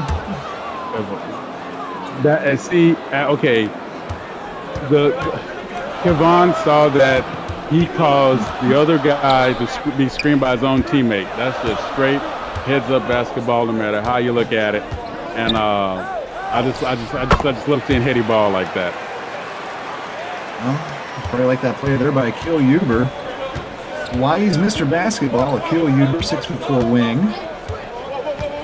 Averaging 5 points a game. Oh, and he's got another steal. He's playing great defense out there tonight. Sky Buckner-Williams emerged as a defensive force for this team when Mikey Williams left, but barely seen him out on the court tonight. But instead, Akil Huber. They're playing like OG Anunoby. Yeah. Great heads up block, way to get in control, way to slow it down, give your teammates a chance to get up the floor. That's trust right there. They knew he had it once he blocked it. Everybody was moving up the floor. That's exactly what you want to see. And Nick Beal Beal trusting in his shot too, right? Look, he did took that without any hesitation. Got an inch of daylight and made West Coast pay. You know, despite the rush feeling of the game, I tell you what, it's great. It's great to see these two teams playing with their heads. You know, yes, you know, there are a couple of players out there trying to, you know, they got some stuff to pull, they got some stuff to prove. And you know what Hubert's doing? Hubert's filling in the gap that Lace Darius, when he's not on the floor, he's filling the gap of being a playmaker. And there's a block. Once again by that man. Phil Huber. Making a name for himself tonight. There's Evangelos Mullins. He's got a smaller defender on him, but he gives the ball up. It's in Hubert's hands. Beat it to the hot hand. There you go. Little 1-2 between those two, Mullins and Huber. I'm sorry, I got to clap on that one. That is smart basketball. He looked away, one-handed pass into the paint, not a bounce pass, would have been wasted. Straight up, ball high so his man could take it and make a dunk. Great ball in his coach, Yaphet Towns, doing what he does best, wrestling to the basket. He could have taken a lot more time off that shot clock. The clock was actually off. So an extra chance here, but look at that. Another steal. Let's see. Half-court attempt. Way to the right. Not good, but good game on our hands, though. 48-42. High-scoring affair, but good defense as well. I think Akil Huber was kind of the sneaky hero of that first half, but you got to talk about Lace Darius Outlaw if you're talking about what happened these first 16 minutes. 100%. I think he finished the first quarter with 6 assists, and you know what's going to start happening. If he had got a couple more assists, we're going to be on assist watch, you know, for the game total, but we're not going to see nothing right now, and I just love seeing on the other side what Kylo Charakapalopoulos was able to get done. I just give him a shout out. I don't care. I just gave him a shout out because I wanted to. That's right. Well, Kylo C had some contributions. Jason Cross will give Raymond Trey's credit. They hung with the punches, punched right back a few points, almost got down to double digits, never quite. Thanks in part also to that man, Kevon Jackson. Nice night for him, but there you see Outlaw. 3 rebounds. See what he does when West Coast returns trying to defend their lead in the second half.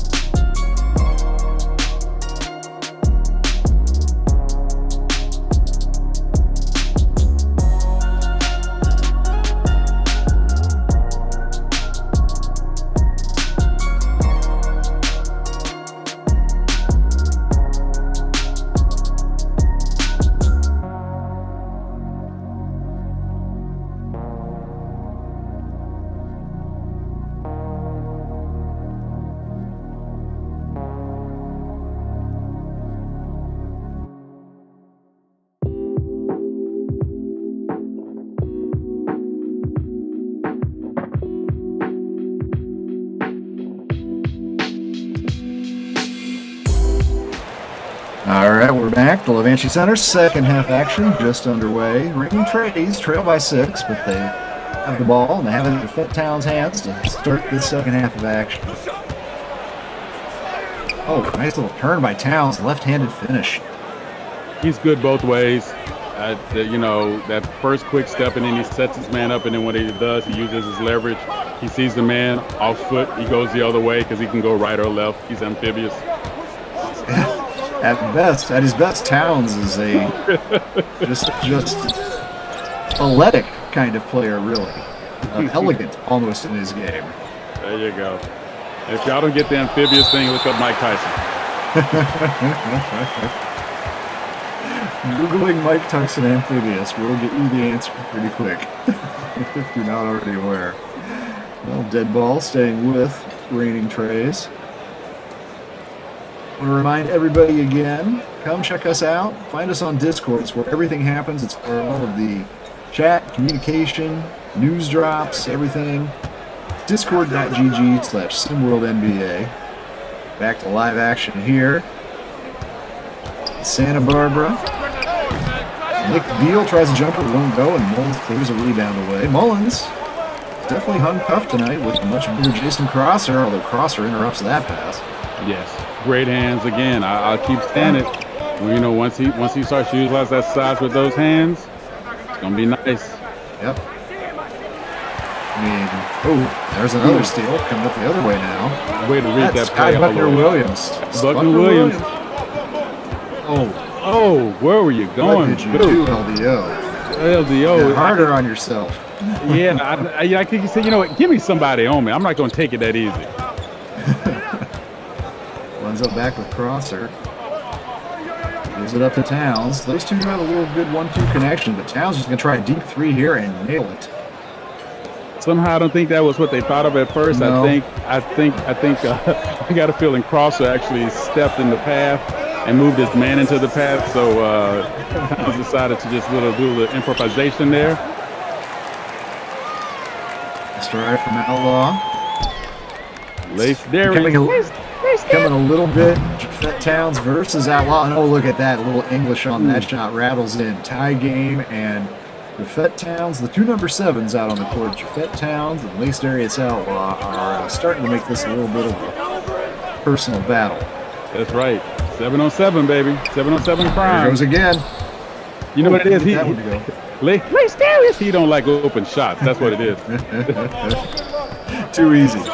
Too easy, drill sergeant. Too easy. You start to think it's too easy.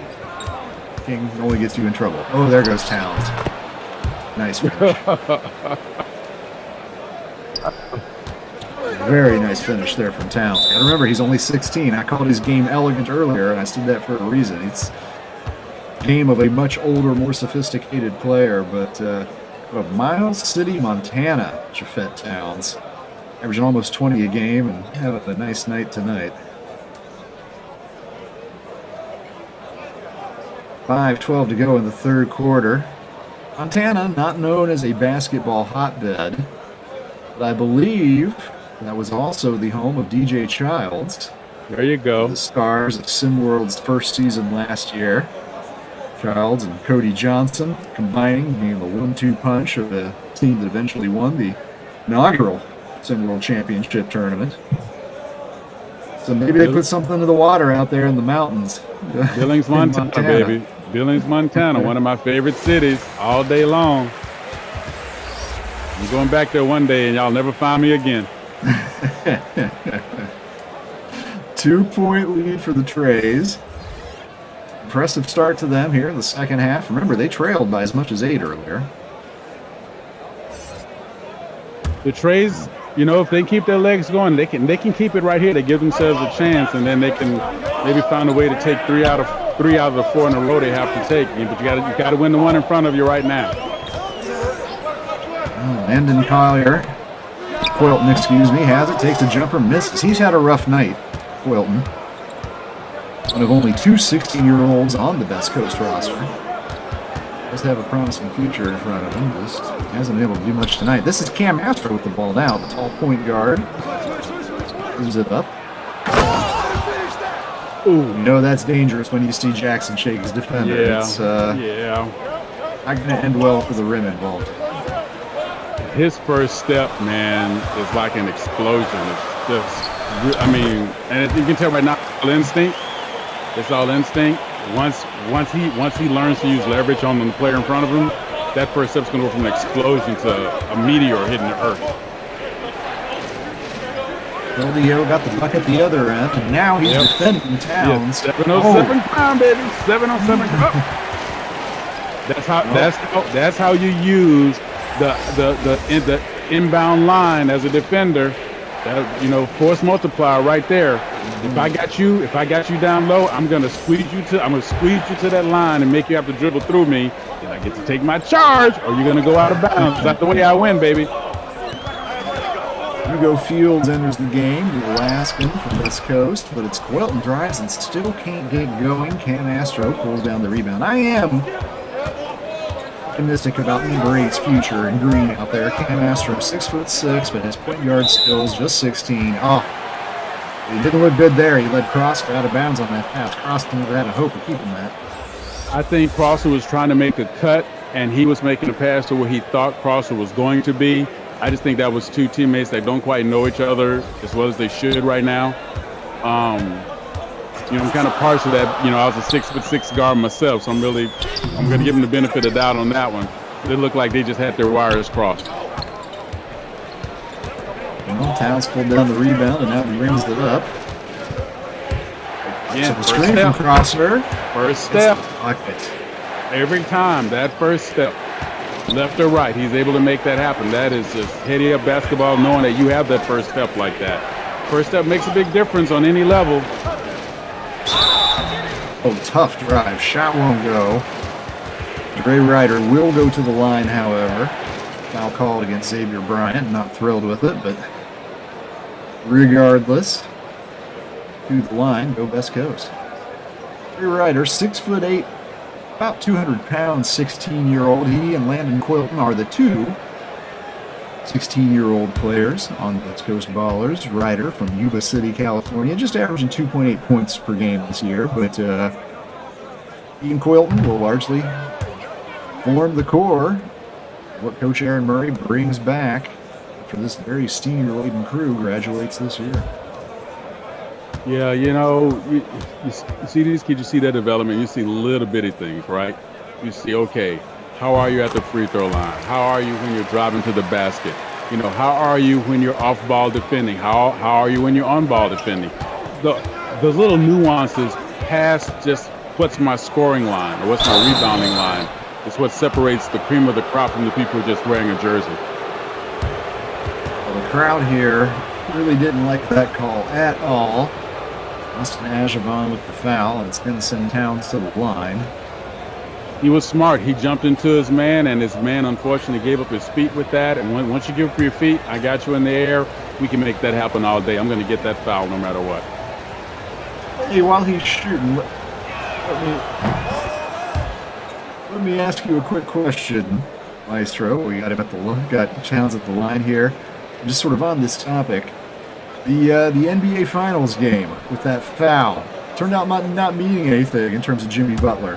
Basically kicking Aaron Gordon in the crotch. And Gordon being called for a foul for it. Did you see it the way we all see it, or did you agree with the referees? You know what? I'm just going to say something. There's some places you just shouldn't go, whether it's called a foul or not, because that tells you about your character. And I don't mean to be that guy, so I'm going to be that guy. Anytime you go for something like that, dude, you get off the floor. Just get off the floor. Just get off the floor. And so, regardless if it was a call or not call or whatever happened or what could happen or what should have happened, that's just, that turns off my clock, brother. Every time. West Coast of the line, first one good. Hey, I want to remind everybody out there, we want to get you in this game. And if you want to be part of it, what you need to do is find us on Discord. We're at discord.gg/SimWorldNBA. That is where everything happens, all the chatter, controversy. It's where all the news drops. It's just where everything happens except for the games like you're watching right now. So, again, discord.gg/SimWorldNBA. And I've been reliably informed we have just crossed a new threshold on there with 800 people on the server. All right. That's big news. Just want to hit that 1,000 mark. Maybe next week after. Let's do this.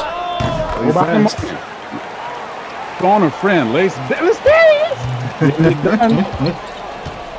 We'll probably get here and watch the LDO show. It's something. Nice pass once again from Crosser. I'm about to start channeling my Rick Blaze here. Anybody gonna stop him, baby? He said we get a ball on there. He just said, look, don't get your popcorn. I'm gonna make a show. Oh, quick move, excellent finish. So we got 800. We got 800 users here. You want to get 1,000? Phone a friend, text a friend. Buy one, get one free. All right, come on, people. Let's get it done. We love you guys out there. Everybody has great ideas, great comments, great everything. Bring it. Zeal Wright Johnson, JWJ, as he's known to his enemies, gets the 3-point play completed. The old-fashioned way. The old-fashioned way. That's the only way you could do it. Yep. Ooh, nice defense. He was just determined to take that ball. He said, I want your cornbread. That was a cornbread move right there. Well, that's Hugo Fields. Not a huge part of this West Coast team, but contributes a little bit of defense right there. And the ball ends up in LDO's hands, and that means the West Coast gotten down earlier in this one. Back up by 4, but if that Towns, I said it earlier, Towns and Outlaw are just trading playmakers in this game. 7-on-7, baby. NFL minicamp, 7-on-7. Let's just get it done. Well, once again, going to work as Outlaw. Oh, but look at that. Crosser, I think he might have gotten a piece of that. Yeah, that's an awfully big swing. If you would have actually made real contact, it probably would have went through the wall. He looked pretty doing it. I can give him that. Oh, look at that. Look at the finish from Hugo Fields. Hugo Fields averages 1.1 in game and 29% shooting, but it was not a good pass. An offense past couple minutes. It was not a good pass. He was able to put great body control. Yeah. You know what these kids have to learn at this level is, at this level, everybody's fast enough. You don't throw it where he is. You throw it where it's going to be in a step and a half. And with that kind of speed, you need to throw where he's going to be in 2 steps. Because, trust me, he's moving just as fast as the ball is. And once his teammates learn that about him, that pass will lead to a much easier 2. But it was still pretty dynamic to see. Outlaw just going to take it himself. Can't get it to go that time, however. There is about a 1 second shot clock, game clock difference, but Rays are not going to look to take advantage of that. Well, maybe they will now. I guess Lace Darius I guess he got allergic to assists. That's 6 that first half. It's first quarter. First quarter even. It's been a little bit of a different show since, but Austin Adjavon restores the 3-point lead in much style. Let's see if half-court heat here now. That Towns decided to protect his shooting percentage there, I think. No. Game on our hands. Towns versus Outlaw. West Coast versus Reigning Trays. 8 minutes to decide it all.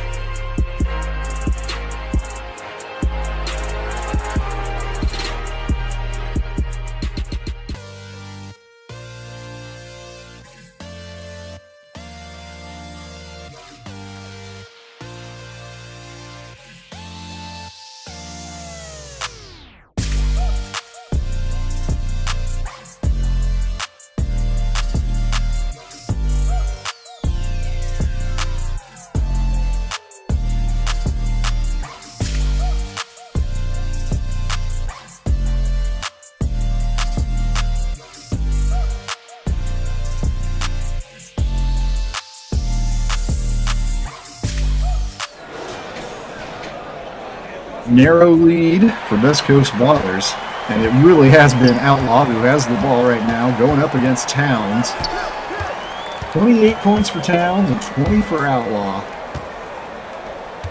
Yeah, Outlaw's decided he's just going to make it a scoring game, and same thing with Towns. He had 6 assists in the first quarter and none since. He's just going to make it happen. I guess that's what he needs to do to make his statement, and he's doing so. Well, Towns on the bench getting a rare breather at the moment. Outlaw still out there. Crosser out there. He's going to take a little turnaround jumper and nail it. That's what Jason Crosser can do. That's his game. Don't make me say it. I know you don't love it, but that's what he does. That's what he's good at. Don't make me say it. He gonna make push him toward the rim and pushing him out of his comfort zone. That's exactly what I would do too. I would get my hand hooked in his shorts, or my forearm hooked in his shorts, and just always stand on the bucket and make him do something. Nick Beal gets it. Roman Trace can take the lead again. Crosser sets a screen for Beal. Oh, a little too hard off the backboard. Yeah. Another 3 on Northwest Coast. They've missed a few in a row now. Now they're back to rushing. Everybody's kind of pushing. They see the point spread, but they're in the fourth quarter. It's money time. Shots they're taking are not advised at all. If anything, I'm going to use the overused phrase of ill-advised shots. Shots that you can get at any point in the shot clock are not great shots at the start of the game. A Wilson layup made. Unopposed to the hoop, made it pretty easy there for Buckner Williams to lay it in. So it can happen, right? It can happen. Look at that. But if Rain Trace, there goes Kavan. Posterized Outlaw on that one. Okay. So he fired himself up there too. Okay. Let's see if Outlaw gets some revenge. He aims to. Oh, can't get the shot. Newman gives him a second chance. Ooh, player's going to pick that right back up. I said, oh, yeah, he's basically a shooting drill now. There he goes. There you go. 1 for 2 on that possession. Just a little bit late. But Maestro, I think that with Towns on the bench, if Ranking Trace can hang close here, and I'm assuming they're going to get him in the ball next time out, this Crosser's going to try it, but he can't get it to go. But that'd be a win for them. Bring the defense back here and have it close. Yeah, don't make me say it.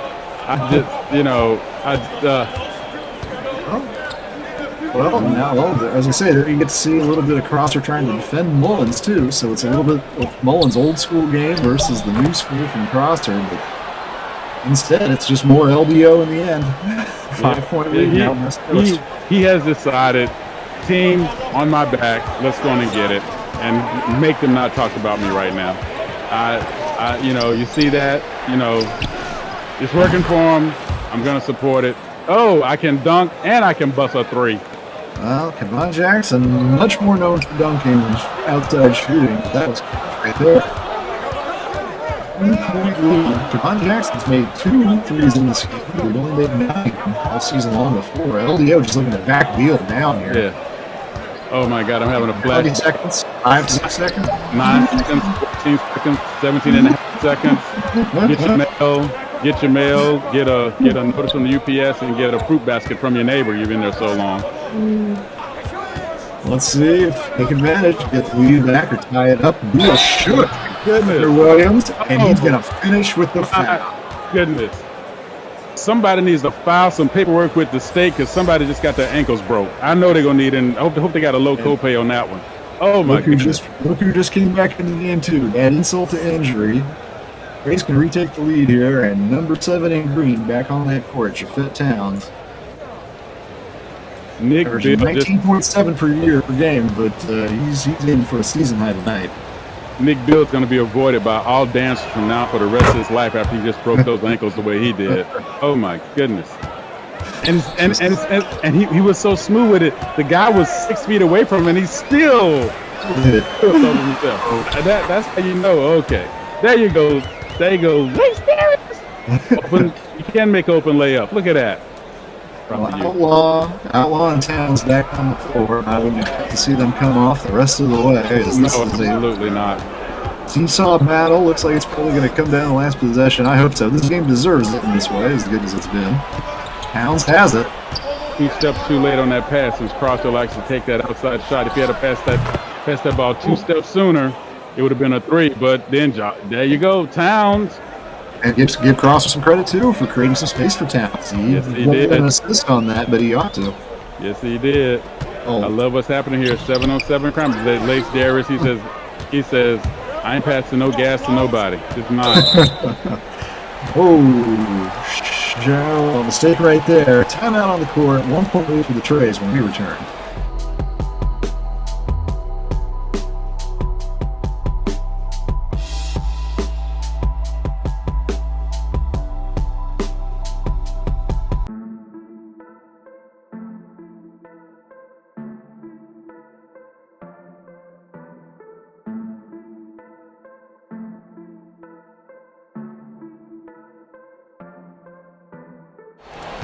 All right, back underway here. Ballers trailing. They bring it forward. Lace Darius, he's got 26 points. He has gone into pure offense mode. He had 6 assists at the end of the first quarter. Hasn't added to his total since, but 7 rebounds. Still a bit of a triple-double threat. Can't get that shot to go, however, and Crosser pulls the rebound down. I think we can take a triple-double off the table. I don't think he's going to pass it to anybody for the rest of this month. Started out in a giving mood, but maybe sensing a stiff challenge coming from reigning Trays, went into alpha mode. Now there's Towns with an open look at a 3. Can't get it to go. Towns on 30. 30 for Towns. Didn't add to the total there. Oh, now Newman has a small defender. He has to go to work here. Oh, Newman trying to take advantage of Beal. I didn't realize that they took the 3-second rule off the table. That is 32 now for Jafet Towns. As we come up on the 2-minute mark, it is the 3-point for the Trays. It's Towns' second straight 30-point game. It ain't my fault. There's a foul on Beal, and it's going to send Outlaw to the line. Towns, for somebody who is the 8th ranked overall player in SimWorld and is just 16 years old and is averaging almost 20 points a game, I don't think people talk about him enough. Like the top 10 player he is, maybe top 5 player he is. Why is that? I don't know. There is a little bit of an East Coast, West Coast bias. A bit of East Coast, West Coast bias, I think. I think the fact that the Braves are 10-10, they're not blowing people out. Like Lace Darius gets a boost, and he should, because his team is 15-5 coming into this game. Right? I have a theory. Towns is on a team with a 7-footer that has a really special game. A guy who is like a dunk highlight reel, and also a guy with like the second coolest name in the league in Chalakapabalalopolis. His game is sort of like, reminds me a lot, I'm going to say this, and please don't say I'm calling this, please don't, but it reminds me of John Stockton. It's like, oh yeah, right. It's like, oh yeah. And when you have that kind of game in this highlight-driven era, you're not going to get a lot of attention. He's not going to give you a lot of highlight plays, but he's going to give you a solid game every night. Corner 3 from Beal, and he hits it. Big shot from Nick Beal. Well, Jafet Towns, the talk of this game, but Beal may just hit a dagger there. 6-point advantage. We're coming up on a minute to play. We're talking going to work. And Beal has outdone my expectation for his game. Love to see it. A lot of time coming off the clock on this possession here. Lace Darius is just going to have to take it and get the shot to go. Bad possession for West Coast. Costly possession. Two possessions, 2 touches on that possession. Had no one between the ball, the person with the ball and the basket, and they had already decided they were going to pass it, and they passed it without realizing there was nobody between them and the rim. But there's what you need. Lace Darius. He said, I gave y'all a chance. I'd do it myself, Joe Boo. Oh, West Coast not going to try to foul here, I don't think. Double team coming for Towns. No, there should not be a shot. Almost lost that ball. Almost threw it away there. He did throw it away. Miscommunication. A little bit too much. Chance here for the West Coast, but they're running out of time. 1 7, Just 12. missed it. Oh. Mullins could have made that shot. That would have been okay, but wow. Blowing the little bunny. That little may be youth. enough. A lot of youth right there. A lot of youth right there. A lot of youth. West Coast may have just given this game away. Yes. You can kind of feel it too if you saw the little interchange there. Von Jackson. He'd be on the bench right now if I was coaching. No, we don't do that. We don't do that. Free throw from Towns is good. What a night from him. Hey, we only 8.7 left. Technically, we don't have a for sure victor here yet, but you want to tell the people who your man of the match is, player of the game? Well, I tell you, I got a 1 and 1A. Okay. Yaphet Towns. He brought it tonight. He basically kept up the score and kept his team in there. But I'm gonna have to give him I'm torn between my 1A because Nick Bill has been so solid all night and all the things that you'll never get credit for because it won't show up in the stats. But seeing it happen, I'm a big believer in. I can see your numbers, but I'd rather see you. And if I'm not thinking about your numbers, but I know that you made an impact, I'm loving that all night long. So that's my I'm gonna say Yaphet Towns, but if I had a 1A, I'm gonna say I would definitely say Nick Bill. Yeah. Can't disagree with any of that. Yaphet Towns is also my player of the game nominee, but Beal had a good game. Jason Crosser made important contributions, and not everything he did is the kind of stuff that shows up in the stat sheet either. But you're absolutely right. You're absolutely right. And you know what? I'm not ashamed to say that I'm a little biased. I wanted to see his feet in the paint and his back to the basket a little bit more. Might have paid a little bit into it. I think he left a lot of food on the table that he could have cleared out for us. Well, West Coast needs to get a quick bucket here if they have any chance of pulling off the miracle. Buckner Williams just throws it away, however. He was trying to feed Mullins. Too much time coming off the clock anyway. Should have got that shot up. This is youth. This is youth for you. You practice because you learn each other's moves. You learn how to give each other that look. You know which way I'm going to go. I know which way you're going to go. Those things happen in practice, not during the game. They happen in practice. You have to learn each other. You have to learn how fast I am to know where to put the ball for me when I'm in full motion.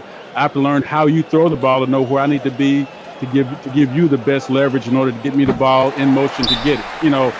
They're small things, but as you get to a higher level, the better the players, those small things become bigger and bigger and bigger and bigger. Well, this is going to snap a 3-game losing streak for the Trays. A game they really needed, particularly having lost that rivalry matchup at Cascadia. A close battle. Yes. Came out ahead of a close one here on the road in Santa Barbara against the top team in their conference. That's going to feel pretty good for the Trays. Going to improve to 11 and 10 on the year as West Coast are going to fall to 15 and 6. Well, 4.9 left to play here. Just a formality, although West Coast not fully giving up, and credit to Coach Aaron Murray for a never say die attitude, but assuming nothing shocking happens in the next 4.9. We won't be extending this one. We will be back. You will find SimWorld TV live again tomorrow. Kicks off at 7 o'clock Eastern. Indy Stripes, AT Aliens. Maestro, I'm definitely going to be putting my money on the Stripes in that one. I'm just a fan of that Frontier division, black and blue division, like the NFC Central in the 70s and 80s. Yep. Those teams just wail on each other, and I think when they go out of conference, out of division, they do pretty well. So I'm looking forward to seeing the Bernard and Barkley James, Novajovic, Robert McGee, and the rest of the Stripes go to work tomorrow. Absolutely. And some other games, too. Atlantis against the Trays. The Trays back at it again tomorrow, their 3rd game in a row.